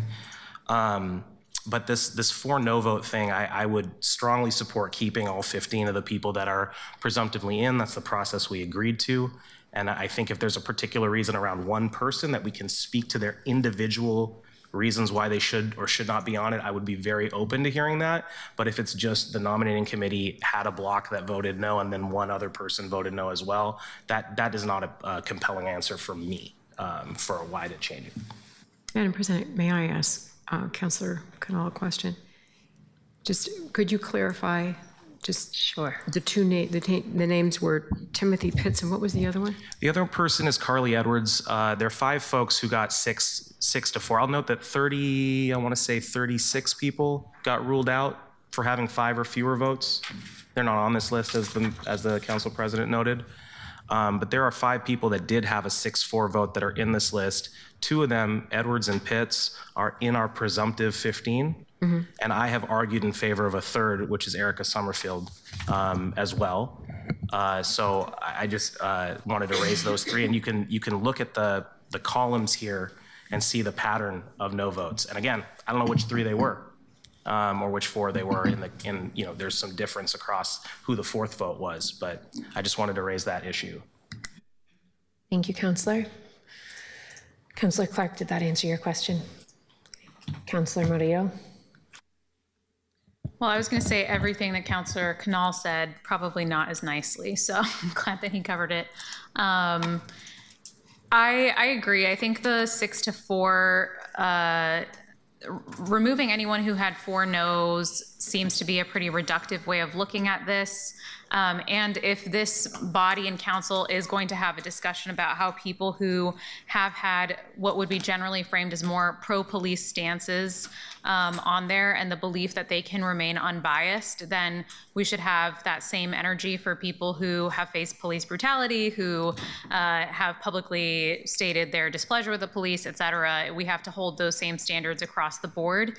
I also agree with Councilor Canal that both of those candidates, Pitts and Edwards, are, I think, perfectly capable of doing that and holding difficult conversations. I mean, I worked with Carly Edwards. She was the chief of staff when I worked in Commissioner Hardesty's office.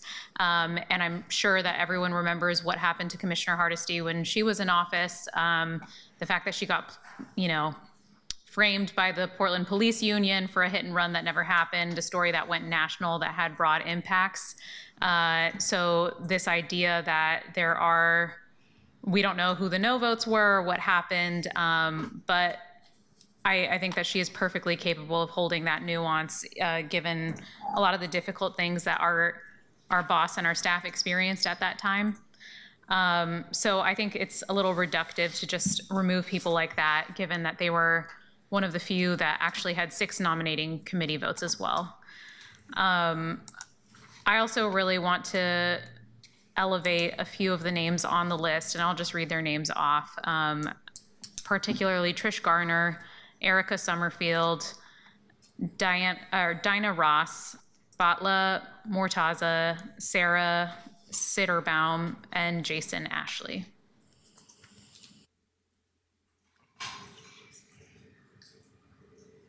Thank you, Counselor. Sorry, I'm capturing that last name that hadn't been put on the table yet. Yeah. Yeah, I think the way that I'm looking at this, and as somebody who also had to review CRC applications and assess what, how we're doing our best to judge if these people can judge the situation and do it fairly with minimal bias, that's where I'm coming from. I think everyone's made their points, and I don't think comparing other situations is germane right now. I also think that I think it's most fair, honestly, to keep our top 15, right? We had this process for a reason. I think all of those folks, we all felt good about so much so that they made it to the top 15. I don't think we should mess with those at all. And then I think the people I want to elevate are Trish Garner, Erica Summerfield, Dina Ross, Balta Mortaza, Jason Ashley, Anchal Sharda. Was that everybody? Maybe, I think I missed one. Hold on, I'm looking back up. Trish, Erica, Tina, Batla. Oh, and I think Sarah Citronbaum, I think I missed.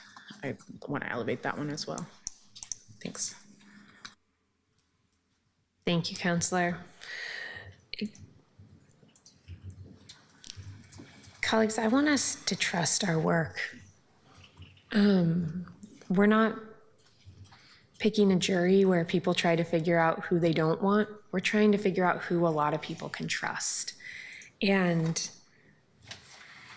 Counselor Canal, you said the actual number, so I'm going to ask you for the number and not do the math. How many people were left off the list by the nominating committee? How many people had 5 or fewer yes votes? Did you say it was 30-something or 40-something? It went from 79 to 43, if I recall correctly. 77 to 40, so 43. So 34 people were cut from the list because they couldn't get a majority of votes of the nominating committee. Another 3 didn't make any of our lists as a top priority candidate. That means that everybody we're looking at here had a lot of people, at least 7 people, at least 6 members of the nominating committee and one of us, who thinks that they can hold things from multiple perspectives, that they have a good sense of how to find balance here.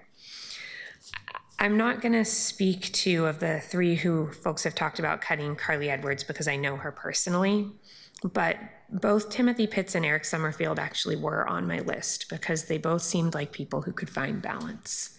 And I didn't have, right, none of us had this list at the time, but I knew that they had support from a majority of the nominating committee.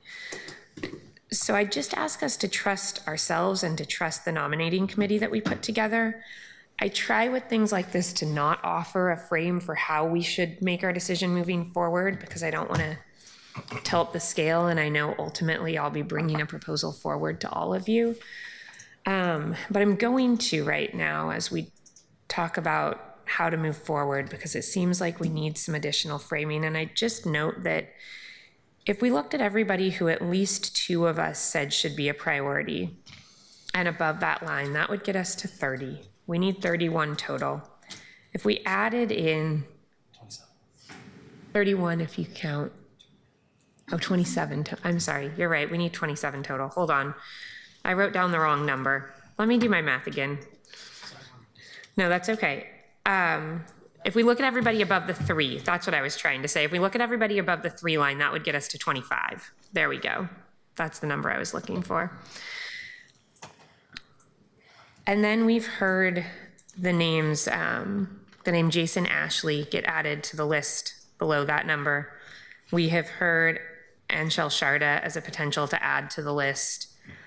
I was impressed by Linda Glenn's application as well.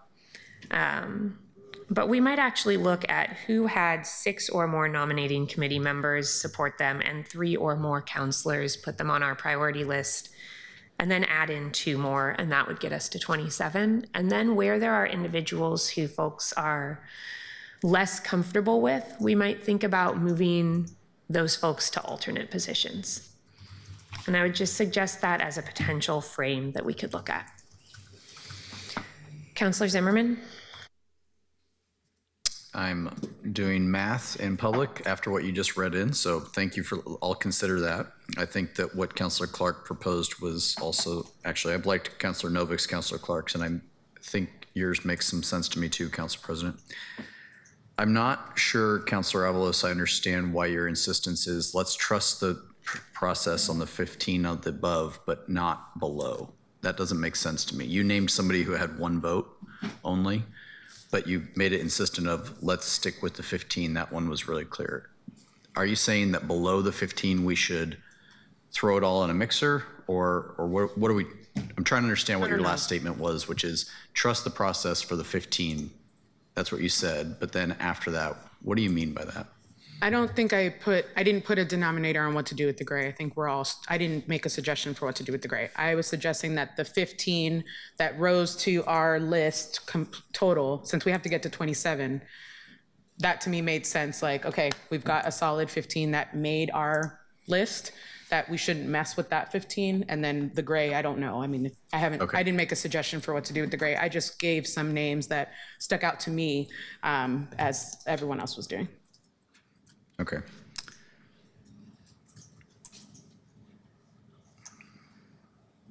I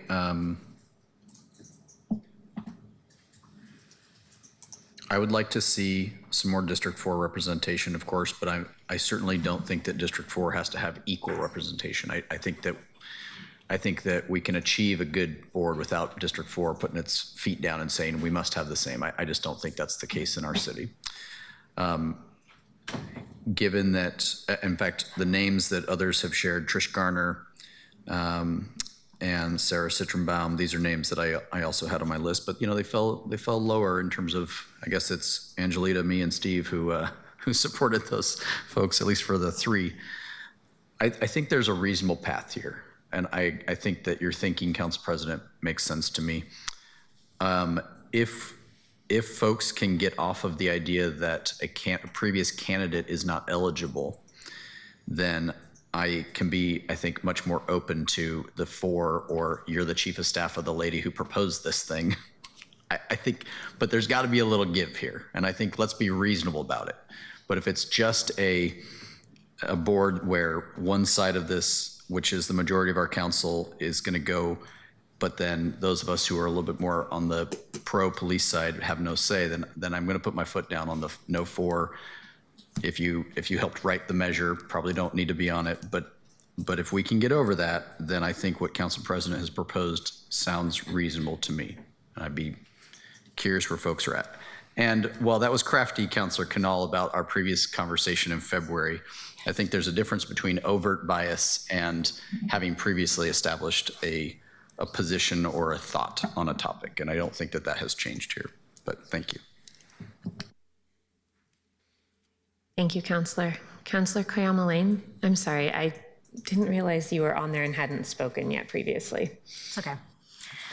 I appreciate how seriously we're taking this important decision. I think our discussion to find the path forward together for our community is admirable. However, I'm not totally sure that further discussion is going to uncover new information here or move any of us from current perspectives. I'm happy to list the folks that rose to the top for me that are below that line.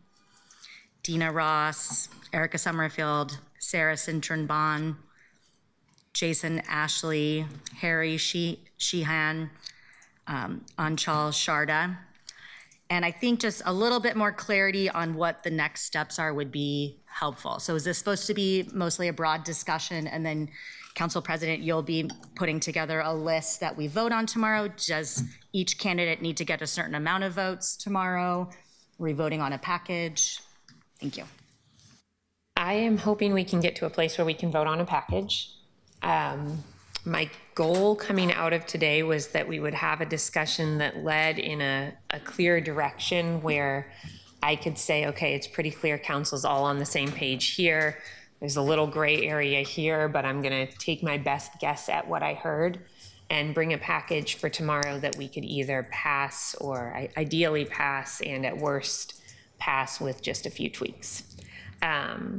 We need to do 3 things to get there. We need to figure out who the folks are who were interested in moving forward, how we might want to determine who the alternates are. Is it, as I suggested, the folks who are above a cut but have discomfort expressed by a handful of counselors? Is it a look at representation, whether that is experience or race or district within the city, and trying to make a cut based on that? But if there are strong opinions about how we make that cut of alternates versus not. And then the third thing is we do need to determine who is in 1, 2, or 3-year terms. We could do that based on how much support somebody had. We could do that with a random number generator, which we could ask our staff to, in council operations, to run for us. I'm sure there are many other ways we could determine that as well. I think I made a list as I was taking my notes, 3 or 4 people who specified the length of term that they were hoping to serve for, and everybody else said whatever was needed. So those are the 3 decisions that I need to get some sense of a signal from everybody on today, is who we want to move forward with, how we want to determine alternates, and how we want to determine length of term. And I was going to bring up that last criteria, that length of term piece, in our last 30 or 40 minutes of discussion so that it didn't bog down the names piece. Can I ask a follow-up question? Absolutely. My follow-up question is, oh my gosh, I totally lost it. Oh, no, I got it. Okay. When you make your list, is the earliest the public can see it tomorrow, or is there any chance that folks can see it tonight? I've heard this hope that people will be able to see that and then testify tomorrow. I know there's an urgency to get this done, and I think also an urgency to make sure the public can weigh in. We are scheduled in this meeting until 4 o'clock. I have a 4 to 4:30, and my goal was to put pen to paper on something for us to all look like right at 4:30, in the hopes that I could get it to our clerk's office in time to post. I don't want to promise that because I'm not sure how late we have the clerks tonight, but my hope is that we can get it up tonight. If we can't get it up tonight, then maybe I can try to share it with everybody up here so that we can at least send it to folks who have been asking. I don't love the idea that it's not publicly available, but we can think about what some options are there. Councillor Canal, are you back in the queue, or had you just not lowered your hand? I think we just heard from you. Yeah, it's okay. Should we hear from some others? Okay, Councillor Ryan. So I think all of us are up here looking at these charts and doing our little calculations. I just want to say something for the record that what I'm pleased about when I look at the big nominating committee votes is there wasn't a lot of groupthink there like I think has been insinuated. So the block that was mentioned earlier, they only voted together 3 times as a block. And so I guess I want to lift the process in terms of the fact that I'm not seeing the groupthink like I thought I would. In fact, I see more incidences of the non-police bodies that maybe did that more than what was referred in reference to earlier about those that were representing police. So I just wanted to make sure I balanced that information. Thanks. And by the way, now that I have I respect the person who's been talked about quite a bit, Carly, as somebody who's wicked smart, understands the issue, and shows objectivity and balance. So just so we don't continue to stereotype people up here and how we might think, I just want you to know I'm not against that. I was merely raising that in what looked like not a groupthink process. I was a little startled that there were some that did receive 4 as a way for us to try to whittle this down. It's hard, this is difficult. Yeah, thanks. Thank you, Councillor. Councillor Novick. Hi, Council President. I just, I can't remember whether you were saying that you thought maybe we should presumptively take everybody who got more than 3 votes or more than 4 votes. You said there's a cutoff of 3, but I couldn't remember whether the cutoff was above the 3 or below the 3. Below the 3, so if we cut off at 3 and above, that would be 25 people. If we then added in, I've heard Jason Ashley's name more than anybody else below the line. And then I have also heard Linda Glenn, Harry Sheehan, and Anshal Sharda. I'd note that Anshal Sharda was also, I believe, on the unanimous list for the Community Board for Police Accountability. So if we added in 2 of those 4, we would get to the 27. Thank you.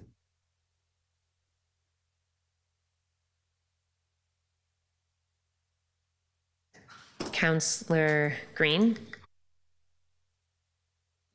Thanks, Madam President. I think the process that you laid out is workable. I want to support it. I think it makes a lot of sense. And I say that because I've been highlighting with my little highlighter as we go along when I hear people's names, and that picks up a lot of them. And I think I could live with some of the people that, you know, I don't agree with necessarily politically in that list, because I think the list is good, and it has a lot of the names that this body has advocated for. And so I think using some discretion to add those 2 others, and then, you know, maybe if they're polarizing edge cases, maybe they're alternates. It seems like a reasonable place to start. But I want to signal my comfort for you to just take pen on this and come back with something, because I think for me it kind of gets us to where we need to go on this. Can I ask a point of information for you to repeat it, like how you described it? Because I think I support it too, but I don't remember now. What I had suggested is that if we looked at anybody who was on 3 or more counselors' priority lists, and then we would need to add in 2 more people. And as there are 4 names that I have heard put out from folks below the line: Jason Ashley, Linda Glenn, Harry Sheehan, and Anshal Sharda. So 2 of those 4, and that then the alternates be the people who have had, we could figure it out a few different ways. It could be the people who have had the most concern expressed. It could be based on the need for district representation. I think I was leaning toward concern expressed. And then we determine length of term in some other way. I had said that that could either be based on looking at the direction around different lived experience. It could be looking at district representation. There are a few different ways we could think about that, or we could do length of term based on a random number generator, which I would then ask our neutral staff in council operations, Christopher Hare, who had put these lists together for us, if he would be willing to do that, just so that there was no perception of anything going awry with one of us doing that.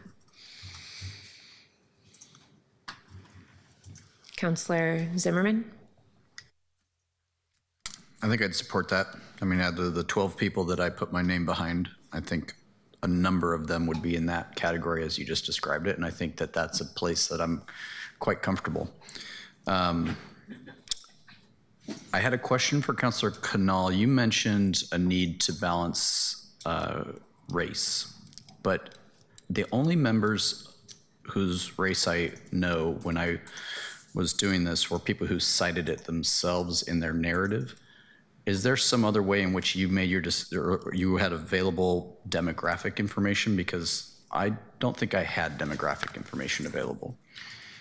Yeah, I mean, a lot of people, so this is one of those unfortunate things where we get the process at the end. And I want to note for the record that my criticism is not of anything that's in the council space or of that process, but we should have asked for more information there for an optional self-identification in the application as well, because this is a charter requirement that we do it. It's not something I'm coming up with. It specifically says, or at least had a question of, can you describe how you've experienced systemic racism? Can you describe, on the mental health, addiction, and all that? And we didn't have a question on that. And we're stuck. You're right. But there are a bunch of people who did identify in some way. And so that's what I went off of. But the criterion that I read out loud is from the city charter, and it's particularly those who've experienced systemic racism and those who've experienced mental illness, addiction, or alcoholism. And this is Charter 2-1002. Yeah, but none of the questions were about that. I agree.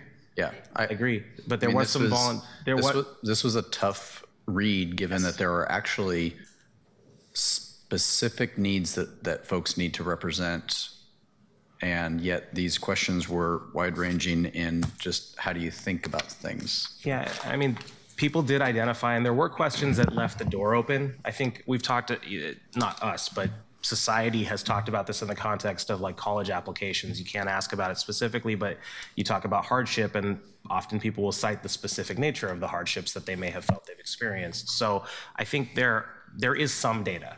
It's not comprehensive and 100%. You are correct. I think this is something that I hope the board will direct their director after they hire that person to figure out for future application processes. And I was frustrated by that too. Okay, thanks. I just want to make sure I wasn't missing something that at this point, somebody said we all know each other's votes. I didn't know that.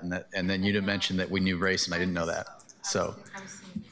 Yeah, so that's fine. I think I'm tracking now. And then, with respect to the question of length of term, I think that random generation, unless a person said I can only do this many years, would be preferred by me.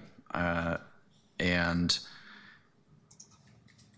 I'll leave it there. You asked that question. I'm just saying I would prefer probably that generation also to be random.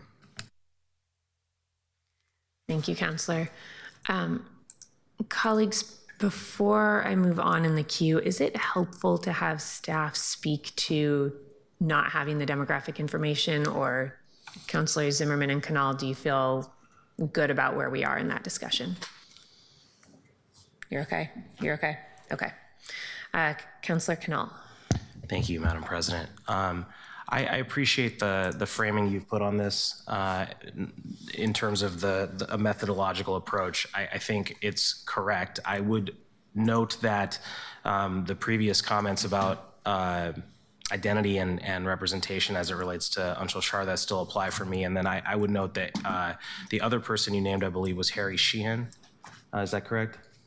There were 4 people below the line. Harry was one of them whose name I've heard somebody advocate for and wrote down. And this is a person who was someone I didn't put in my top 15, but it was not a negative in any way. But they are from District 1. And I did want to point that out because I think if we are able to add, this would add 2 people to District 1's representation. It would also add a few to District 4's and a little less to District 3's to help mitigate those disparities. And I think that's an important note. So those would be the 2 that I would point to. I think the other 2 are both people I really liked, but I think it's a question of balancing and choosing what would balance out the board, I think, the best. So those are 2 folks that I would argue for in this context. Thank you, Counselor. Counselor Ryan? Yeah, I want to just lift the dialogue that was very decent and valid between the 2 counselors, Zimmerman and Knoll. I thought the question was really crisp, and I didn't hear the exact answer. Like the fact that you, which isn't a bad thing, you've been working in this space quite extensively. You seem to know by name, when you see the name, more demographic information perhaps than others, because it was hard to find. So the question I heard was, how did you know? When there was, most didn't really go into that type of detail in their narratives. And I think we're getting at a place of ethics here where maybe we need to identify who on our list do we know? Do we have a personal relationship with? That's a consideration as we vote. Can I respond to that? Of course you can, because I mean, I hope you're okay. Go right ahead, Counselor. Since I was looking right at Counselor Knoll. Yeah, I think in the context of the folks we're discussing here, I know Trish Garner from FitCog. I know Terrence Hayes from FitCog and from work at the Portland, at the Public Safety Service area. I don't know Erica Summerfield, Dina Ross, Benedict Springer, and Murtaza. I do know Corinne Frechette, as I mentioned, Bob Weinstein I met during the campaign and here. I don't know Bateman, Citronbaum, Ashley, Glenn, Graham, Jenkins, Sheehan, Hellman, Bond, DeCourcy. I've heard of Landgraver because I believe he was a candidate too. I don't know Rocht, Sharda, or Wilson. I think I've mentioned everybody above that was relevant that's been discussed. I think it may be fair to say I made an assumption on one name that is about an ethnic background. That's not but that's a guess. The rest, it's all based off of the application itself. There are people who said, as a Latina who does blah, blah, blah. Like, I think that's that's part of the application. Okay. And I think in the context of my own ethnic background, I could make an educated guess on that particular one. Thank you, Councilor Knoll. That's what I was looking for in the answer to the question that Councilor Zimmerman asked you. Happy to provide. Yeah.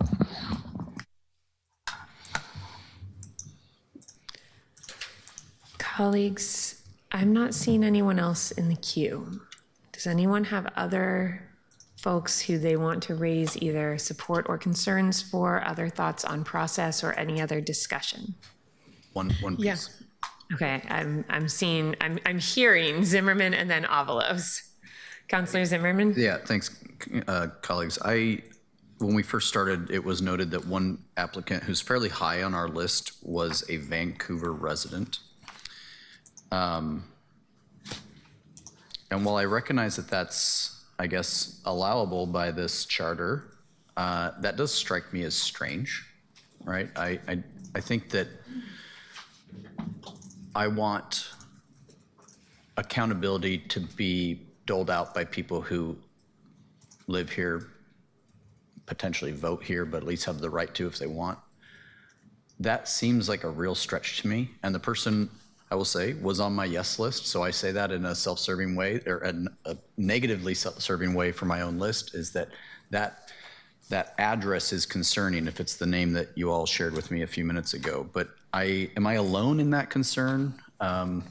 Or should we be appointing people from not only outside of our city, but outside of our state to be doling out decisions for our employees?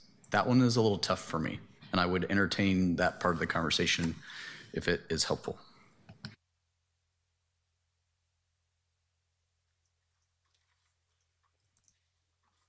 Councilor Avalos, go ahead, and then I think some folks are getting in the queue to answer that question, Councilor Zimmerman. But go ahead, Councilor Avalos.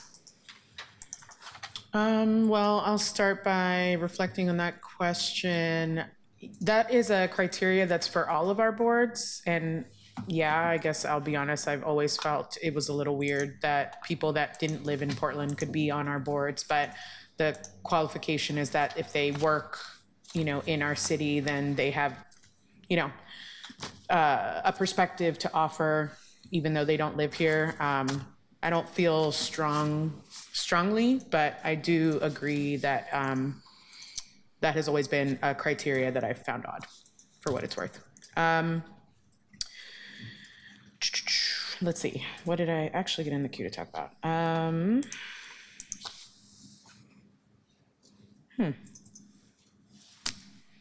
Put all my brain energy towards that I lost it. So maybe let me think a little bit more. Thanks. Thank you, Counselor. Counselor Murillo.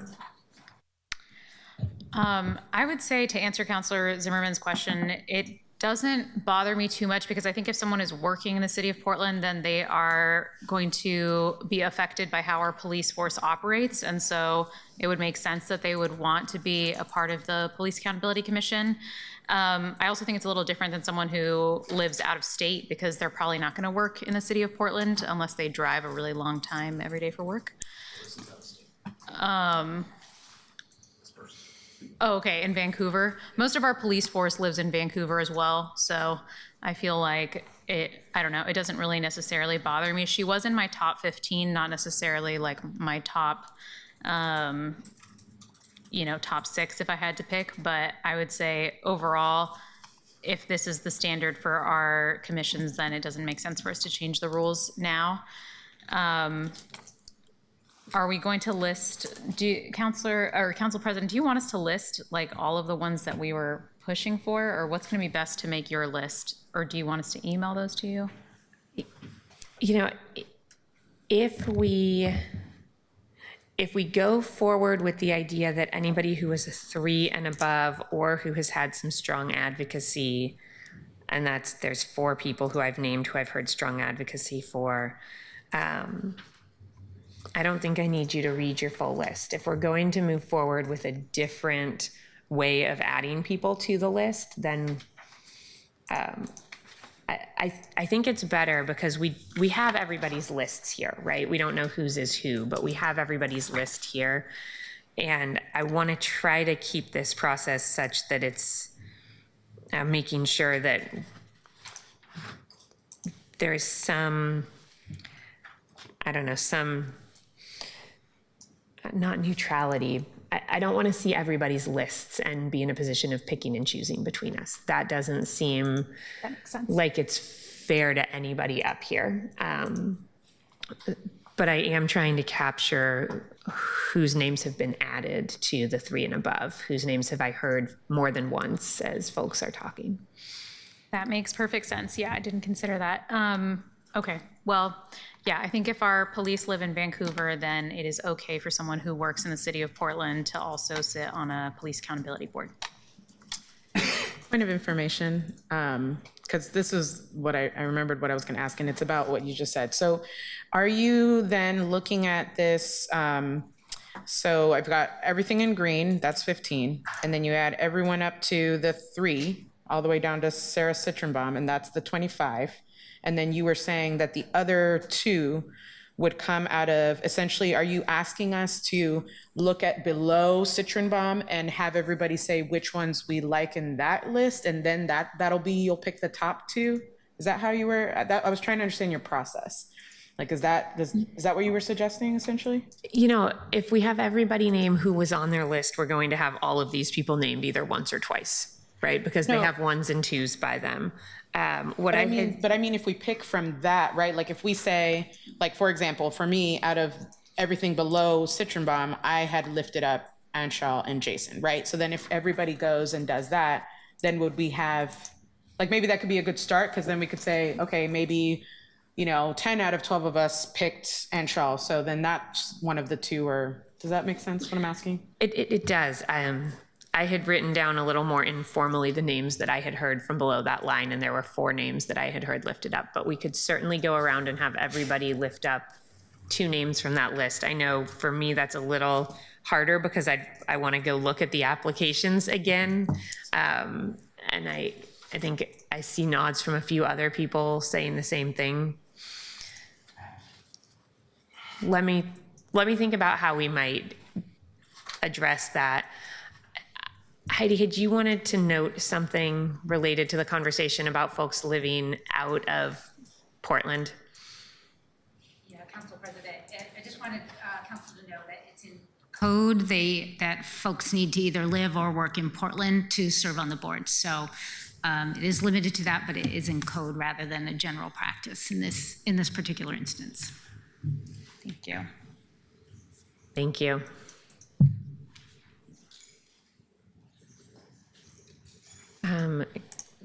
Councillor Green.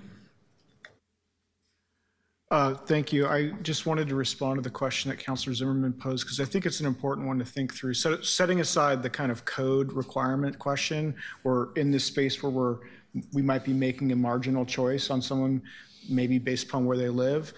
I mean, I get the intuitive concern, but Portland's in the middle of a metropolitan region that includes Vancouver, Washington.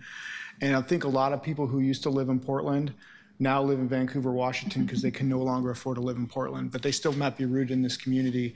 It's the same thing that you see with people who were from Albina who now live in east side of Portland. I mean, they might live in Gresham.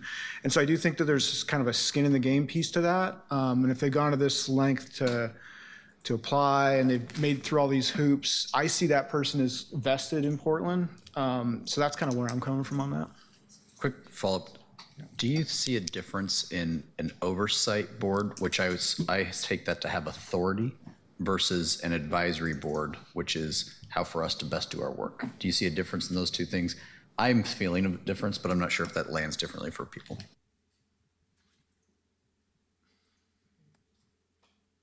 I don't. Okay. Councillor Quayama-Lane. I'm thinking a lot about your question, Councillor Zimmerman. My gut response is I feel like folks should be in Portland. I also think this is a larger conversation about our advisory bodies.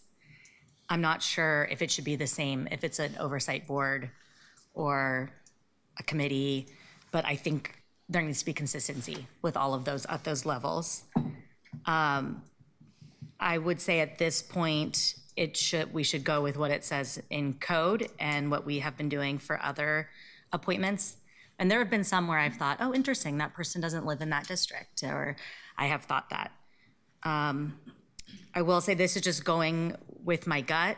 If there are only 2 representatives right now in those top in District 3, District 1, and District 4, I see that from my Googling, there are 4 people here that live outside of Portland. It would feel out of balance if there were more people outside of Portland than, say, any one district. But that's just throwing something out there.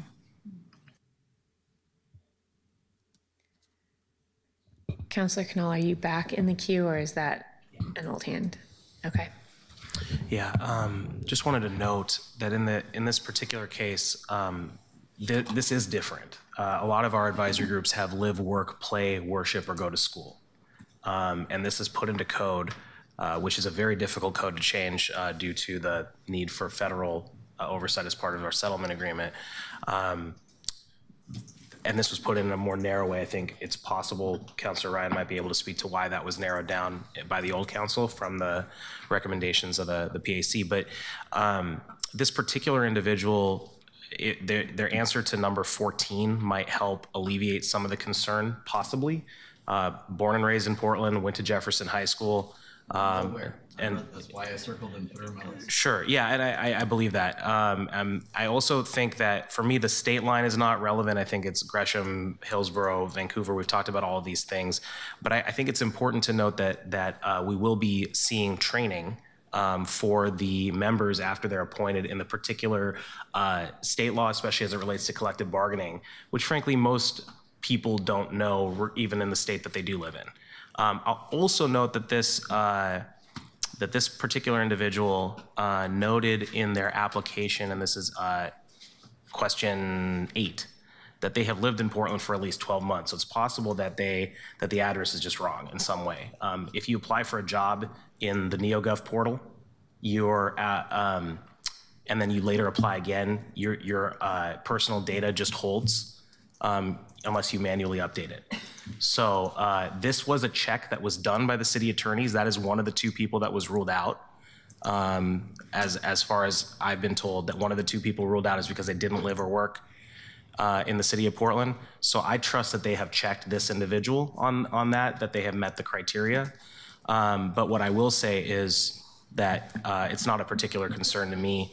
I don't see a difference between oversight and advisory boards as it relates to live and work. And as it relates to the other 3 criteria, which are play, worship, or go to school, I think that's already been addressed as part of the code change, or the code creation, I should say, which is a difference between that and the purely advisory board roles that we have here, is that we require someone to be in town on a regular basis, not just, I come play pickleball or dodgeball or whatever casually in the city. Thanks. Councilor Zimmerman, I also wanted to respond to your question about location. And as I was reviewing applications, it looked to me like there were 4 people who didn't live in Portland. And very frankly, I held a higher standard to those applications because of that. I thought if you don't live here, I have a higher bar for how I want you to be looking at these things.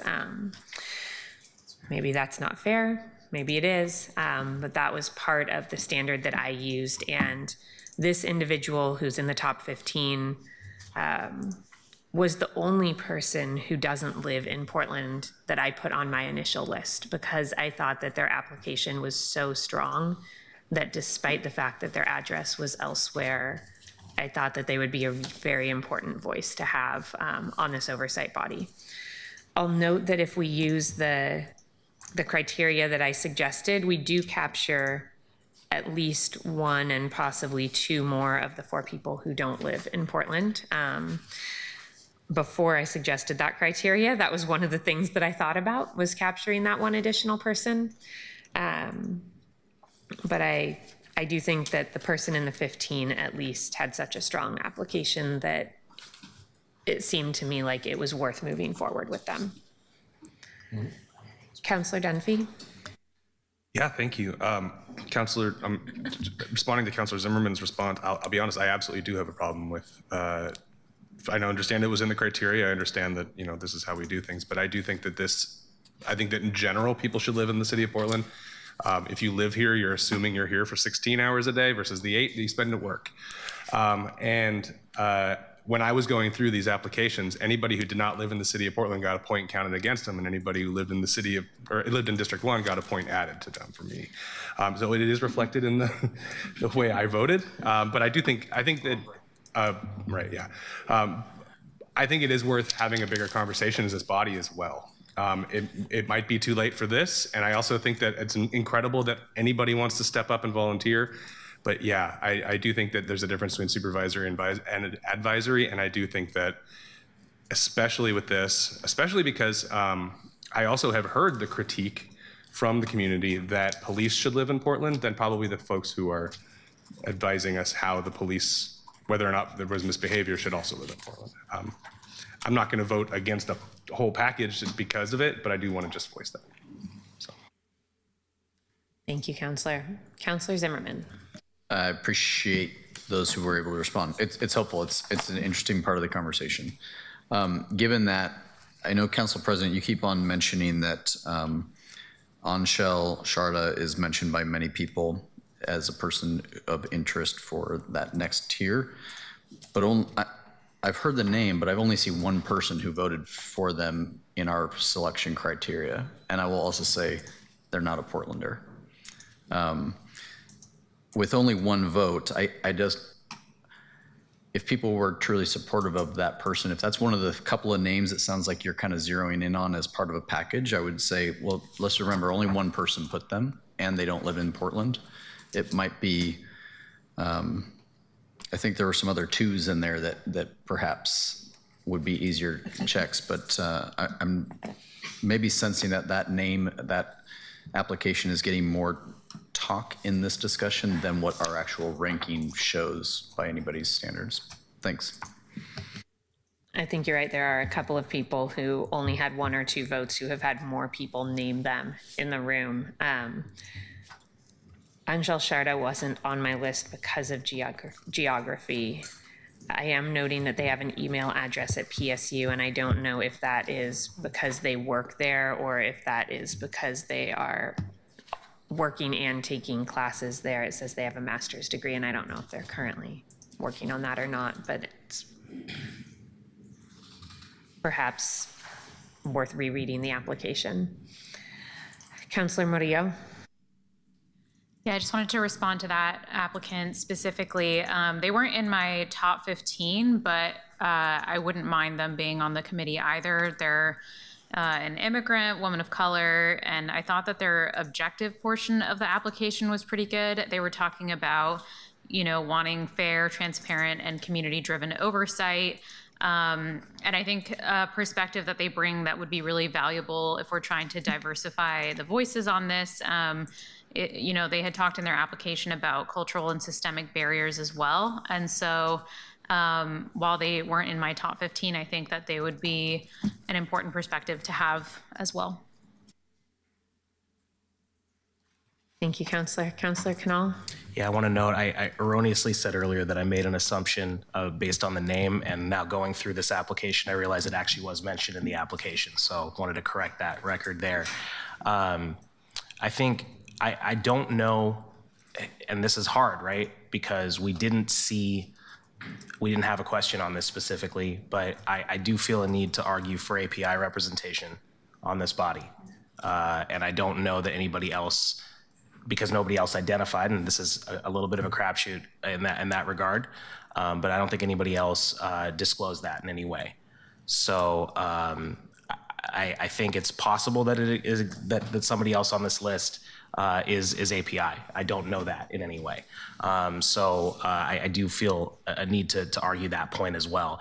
I guess more broadly than these four individuals, I think there was maybe a disconnect in terms of what the purpose of this conversation is. We could have just ranked and picked the top 21. That wasn't the process that was laid out. And the reason for that was so that the remaining 6 could be a discussion. And I appreciate that immensely. I talked to the council president about this a while ago, because this is a conversation, and actually the vice president, about other advisory groups too, that there's a conversation where if we end up not having the discussion part, we miss the opportunity to fill the gaps that our blind rankings might give us. And we end up without that representation.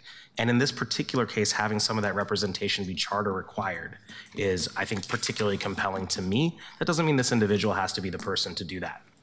Every person here brings, everybody here has something that they bring that may or may not be replicated in the other folks, depending on who else gets picked. But I just wanted to sort of, this is less about the applicant and more about the process. I'll leave it there.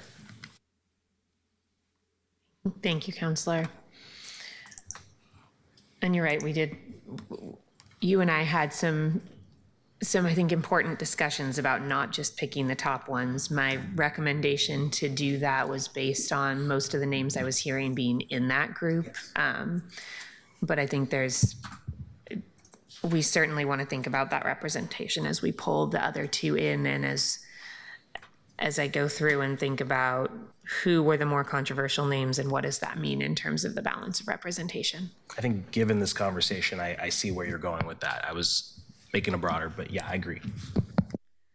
Councilors, is there any other discussion, any other comments, other things that you would like to note during our time here today?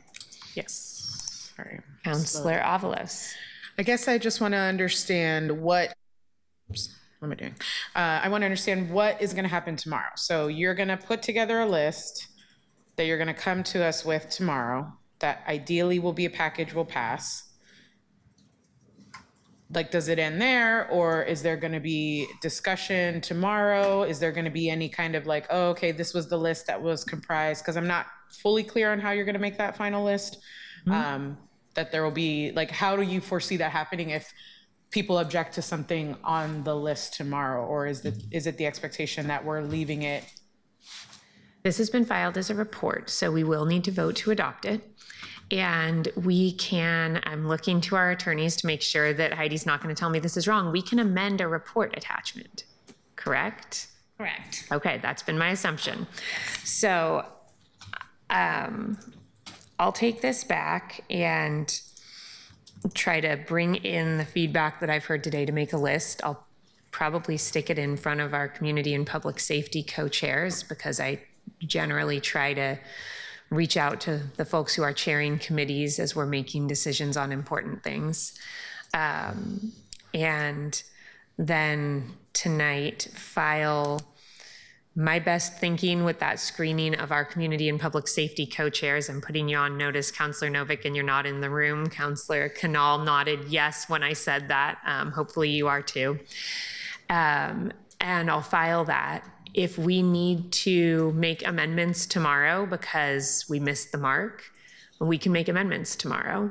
My hope is that it won't miss the mark and that folks will look at it and say it might not be everything that I wanted. It's certainly not going to be everything I wanted. There's some folks who I had thought really highly of who others clearly didn't put in their priority list, and that's okay. But hopefully it's something that we can generally feel good about and move forward. And if not, you are, of course, welcome to propose amendments. And then is that list also going to have the terms and the alternates? And so you're going to also Correct. do that part? There will be a proposal with everything, yes. Okay. And this is, yeah, my Vice President Koyama Lane was just mentioning behind me as well. This is filed to receive public testimony. So presumably we'll have some folks who are signed up to testify.